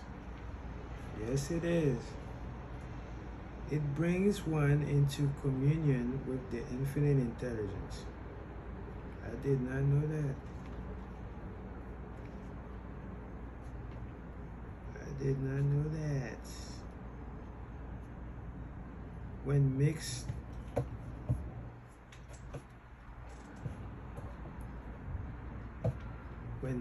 with the emotions of romance and sex, it may lead one far up the ladder of creative effort. Okay. It's emotion of romance and sex. A lot of women say, you know, because I'm on the dating apps or whatever, and they be quick to say, I don't do no hookups. If you want sex, swipe left. Wait. Swipe left. Right? Yeah. Something like that. Like, they want romance, you know? They want romance.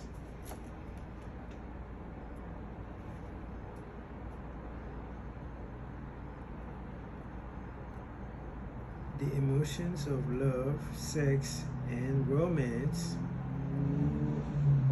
are sides of eternal triangle of achievement building genius. Oh, that's a very interesting subject over here. The emotions of love, sex, and romance are the sides of the eternal triangle of achievement building genius. Damn. Eternal triangle of achievement building genius. I need to write that down.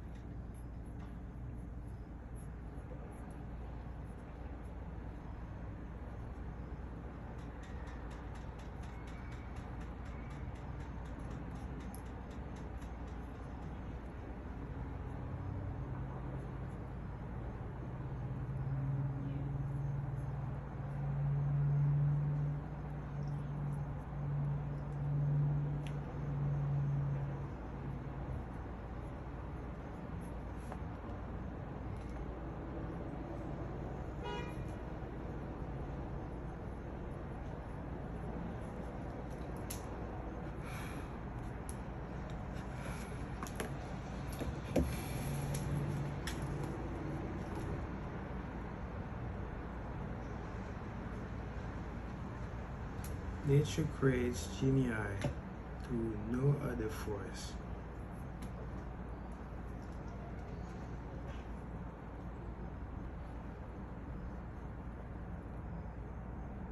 Love is an emotion with many sides, shades, and colors. Love, which one feels for a parent or children, is quite different from that which one feels for one's sweetheart. The one is mixed with the emotion of sex, while the other is not, obviously. Yo. Hey, yo. You really have to say that?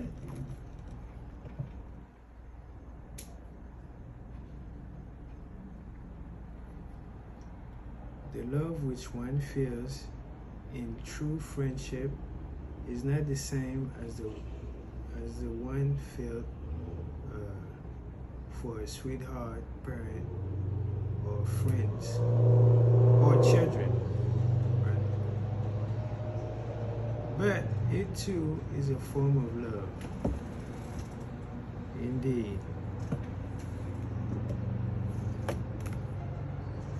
I still got love for my niggas, man. We just gotta get an understanding, okay? Bullying is not okay.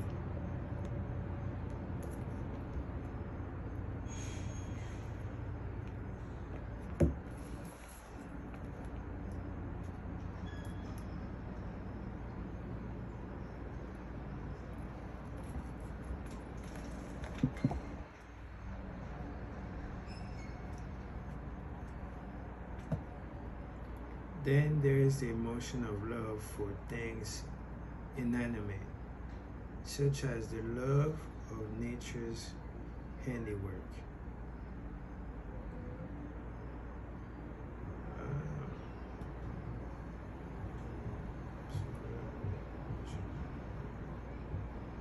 The most intense and burning of all these various kinds of love is the experience in the blending of the emotion of love and sex.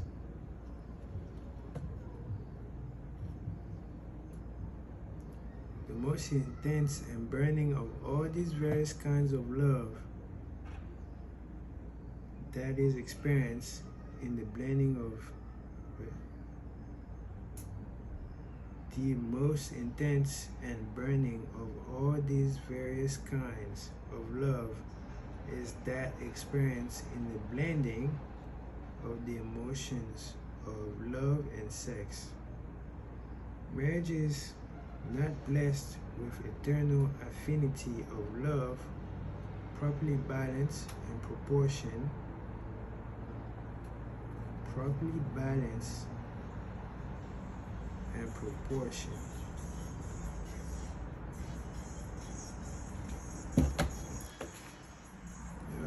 Big heart right there.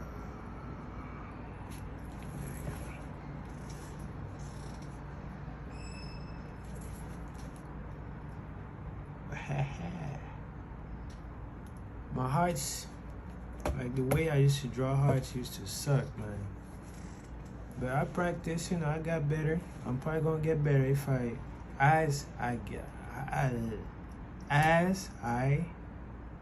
keep practicing.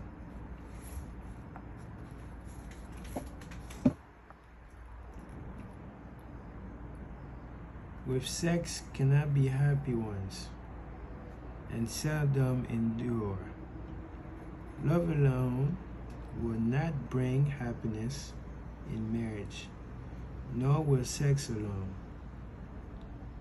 When these two beautiful emotions are blended, marriage may bring about a state of mind closest to the spiritual that one may ever know on this earthly plane.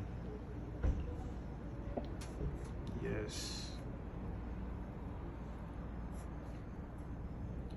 When the emotion of romance is added to to those of love and sex.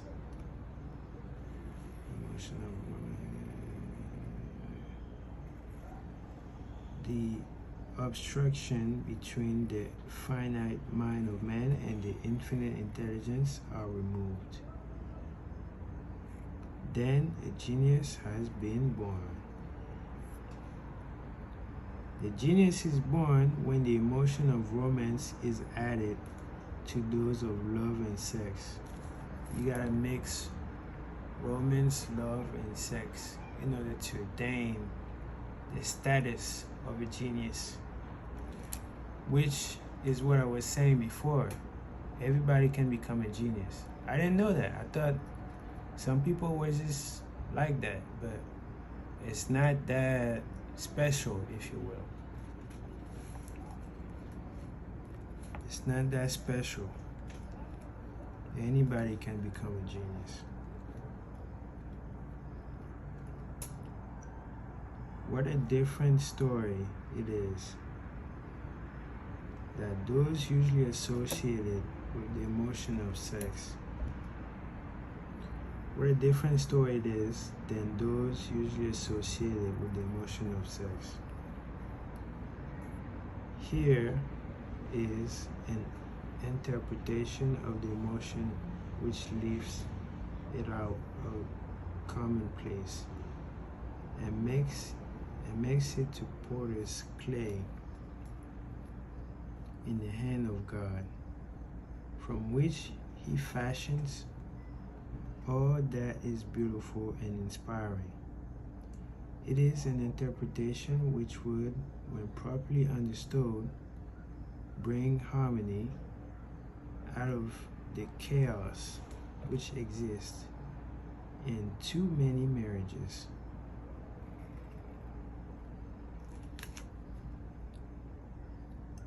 The disharmonies, often expressed in the form of nagging, may usually be traced to lack of knowledge.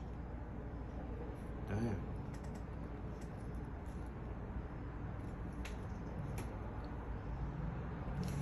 What's this?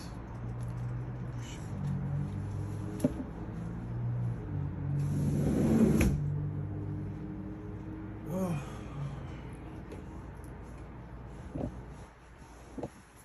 Make sure it's still recording. It is. Okay. That video about to be long.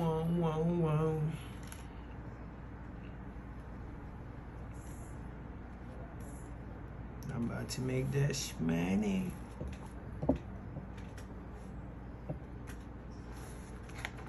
Yes. We have one page left. Yoo-hoo! Yoo-hoo! Alright, let's actually finish, okay? Let's actually finish, guys. Let's go. Alright.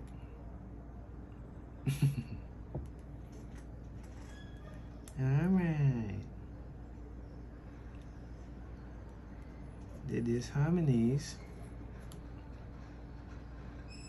The disharmonies.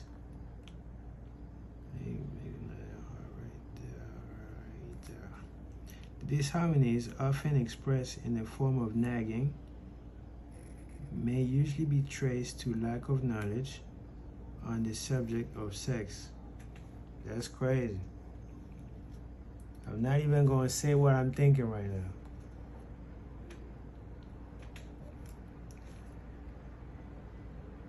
Where love, romance, and the proper understanding of the emotion and function of sex abide, there is no disharmony between married people.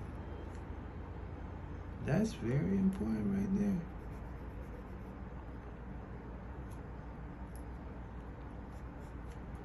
Where love, romance, and proper understanding of the emotion and function of sex. Basically, if you know how to throw it down,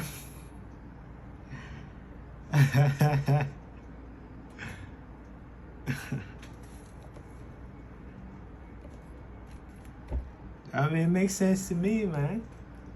I wonder why the fuck you like a prostitute. Oh, man.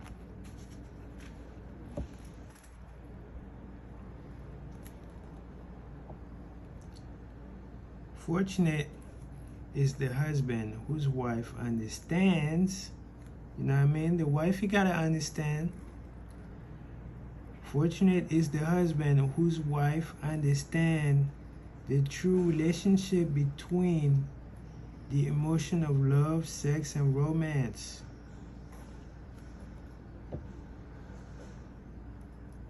Yes, I can buy you whatever you want, but can you throw it down though?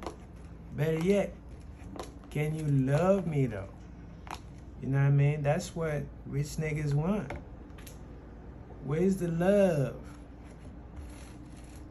Can you hold it down? B.O.P. Mama, I love you. Let me chill, y'all. I'm just happy because I'm almost finished, you know? I almost achieved my goal for today. One of them, at least, you know? And I feel proud of myself, man. Proud of myself. But let me finish before I do the money dance, you know?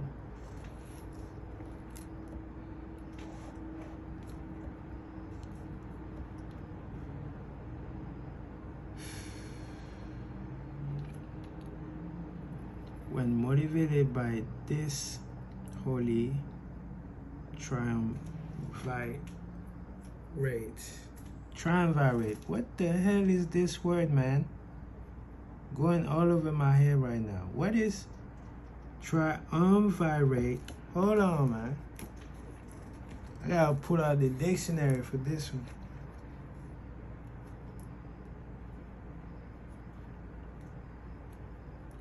Triumvirate.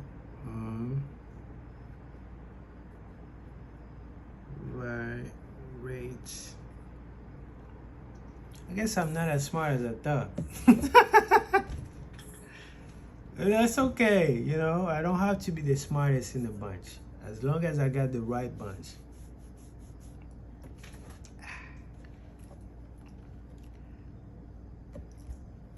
Anyway, triumvirate. When motivated by this holy triumvirate, no form of labor is burdensome, because even the most lowly form of effort takes on the nature of labor. Okay. When motivated by holy triumvirate. Okay, so I'm guessing triumvirate means the emotions of love, sex, and romance. So when you're motivated by love, sex, and romance, no form of labor becomes burdensome. Like this one. You know, I didn't think I was gonna make it, to be completely honest with you. But I'm doing it. Let's put it this way.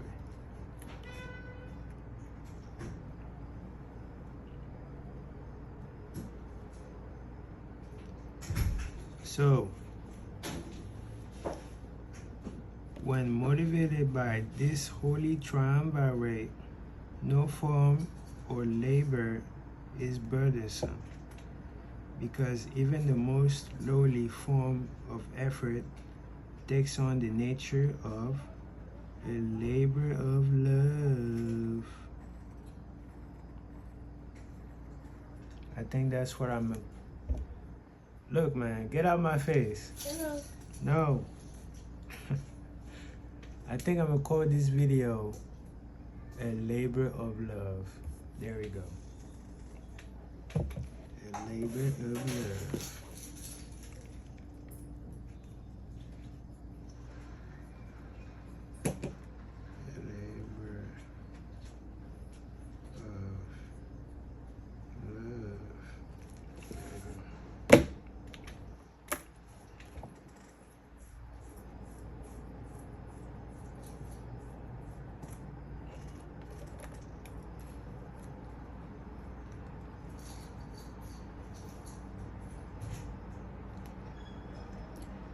It is a very old saying that a man's wife may either make him or break him. But the reason is not always understood. The making and the breaking is the result of the wife's understanding or lack of understanding of the emotion of love, sex, and romance. So anyway, I don't want to keep bringing up shorty or whatever, but obviously it's not gonna work out for us because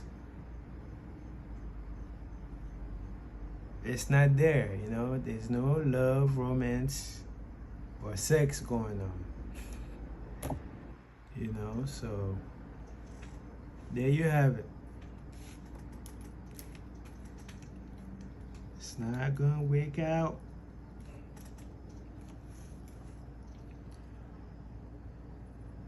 I do feel like she still loves me though, but it don't matter. It don't matter. Now, if I'm not gonna say that. I'm not gonna say it. But nah, I'm not gonna say that. I'm not gonna say it. I'm not gonna say it. I'm not gonna say it.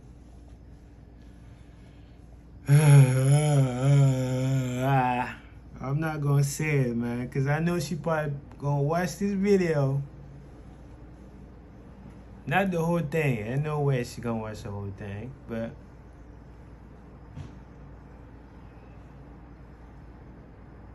fuck it. If a nigga really wanted to pull, just know a nigga will pull. Alright, enough said. Enough said. Despite the fact that men are polygynous by nature,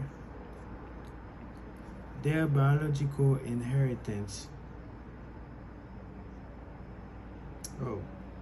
Despite the fact that men are polygynous by the very nature of their biological inheritance, it is true that no woman has great an influence on a man as his wife unless he's married to a woman totally unsuited to his nature. If a woman permits her husband to lose interest in her because let me get that back.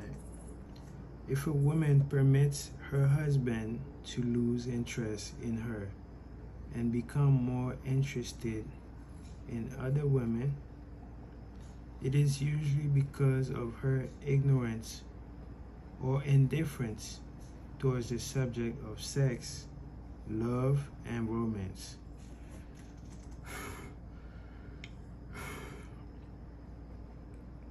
See, it's not always the guy's fault all the time with women. Like, y'all gotta take some accountability. Let's be real.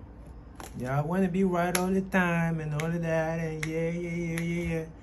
We let y'all have it because we really don't want to deal with it. But y'all really could take some accountability, you know what I mean? Just for the sake of the unit, you know? Just for the sake of winning.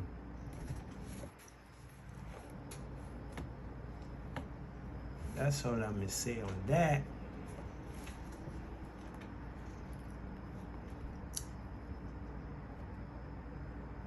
This statement presupposes, of course, that genuine love once existed between man and his wife.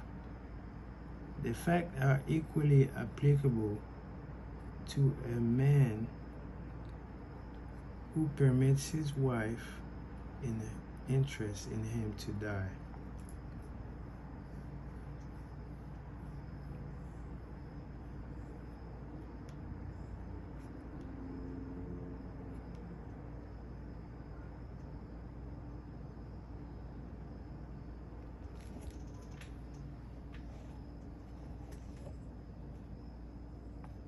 Married people often bicker over a multitude of trivialities.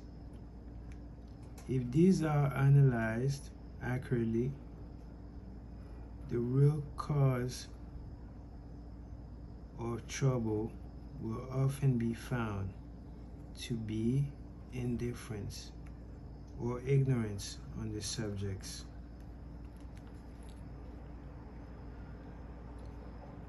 Man's greatest motivating force is his desire to please a woman. The things we do for love. The things we do for love. Yeah. Hey, be quiet. I'm gonna feed you. Just give me a second. Good job, though. The hunter who excelled during prehistoric days before the dawn of civilization did so because of their desire to appear great in the eyes of a woman. Funny story. We used to play tennis, you know. We used to play tennis. And one time I brought a date over, you know what I mean? And that day, I beat all the opposition. Let me just put it that way. So, yeah. I was not about to look bad in front of my date. No, no, no. It was a glorious day, let me tell you. A glorious day.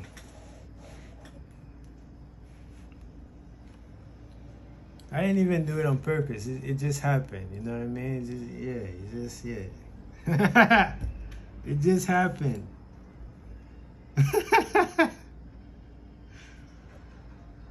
Man's nature has not changed in this respect. The hunter of today brings home no skinned wild animals, but he indicates his desire for her favor by supplying fine clothes, Birkin bags, shmoney, red bottoms. I'm just translating, you know, in today's term. This book is kind of old.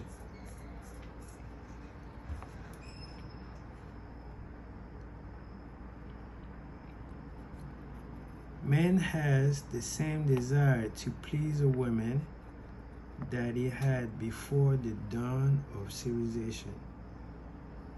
The only thing that has changed is his method of pleasing. Men who accumulate large fortunes and attain to great heights of power and fame do so mainly to satisfy their desire to please a woman.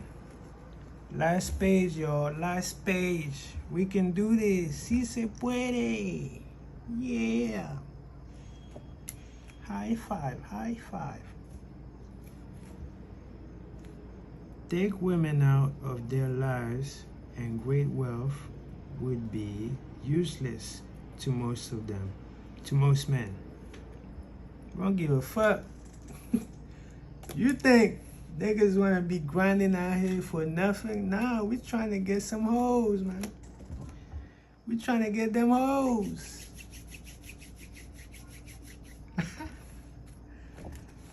Anyway.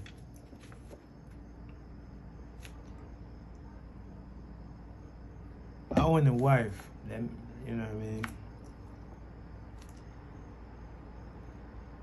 It is this inherent desire of a man to please women which gives women the power to make or break a man.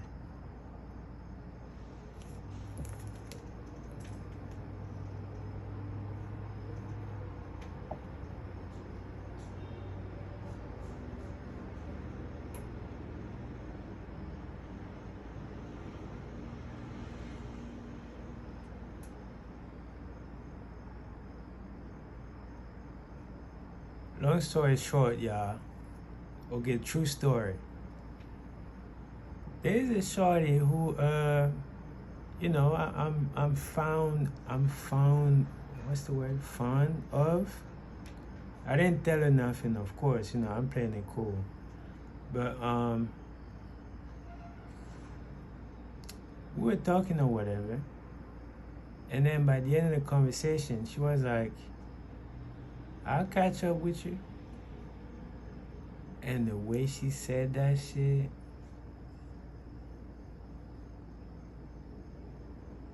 gave me a hard on this morning.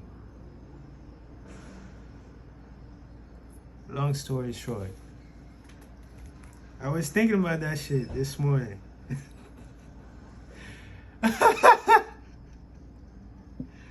You know what I mean? I was thinking about that shit this morning, and I was trying to be a good boy. You know what I mean? I'm reading or whatever, but it just came to my mind, and I couldn't focus anymore. You know what I mean?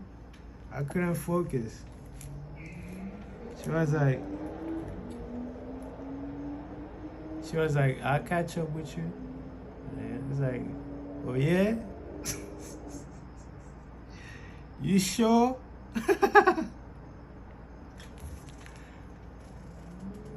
I got a big truck over here. So, I'm playing. Anyway. I'm so proud of myself, man.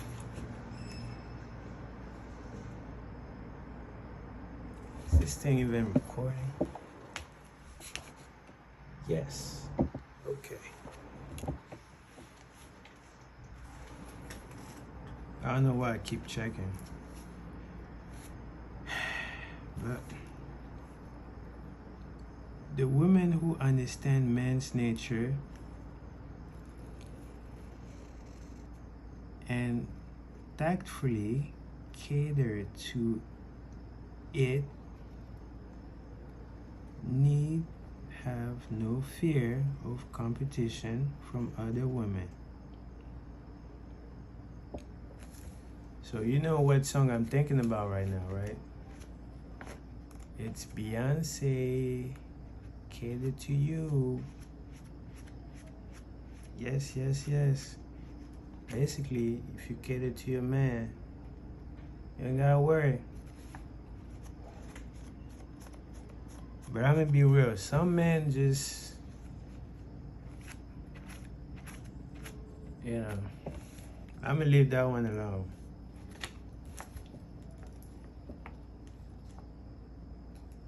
Men may be giants with indomitable willpower when dealing with other men, but they are easily managed by the women of their choice.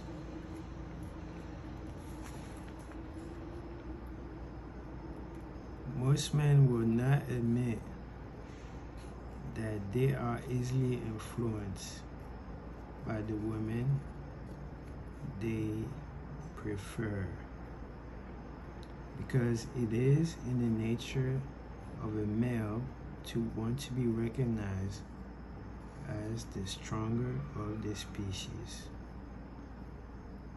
Moreover, the intelligent woman recognizes this manly trait as very wisely makes no issue of it. And very wisely makes no issue of it. So basically they know you got that cocky, whatever, confidence or whatever, but they're like, okay, cool, do you, boo-boo. I know you're the king of the universe.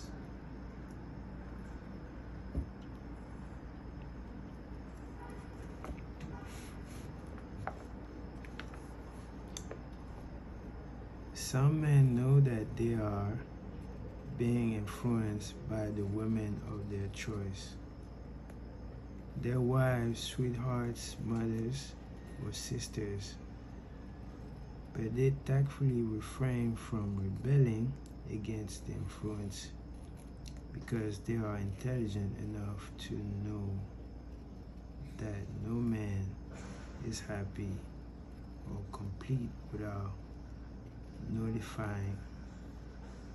the modifying influence of the right woman.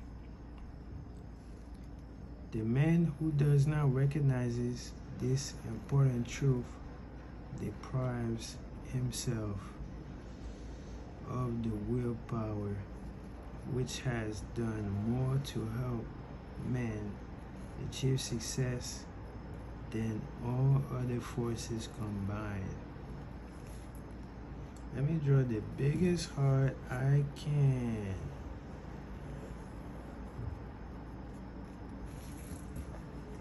Voila. I'm getting better, getting better. But yeah, we did it, guys. We did it. This is probably gonna be the longest video ever in my channel. But you can do anything you put your mind to. Okay? You can do it.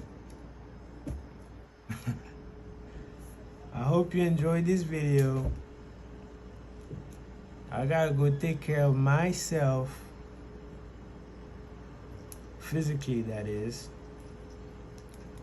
And yeah, I'll catch up with y'all later. Peace.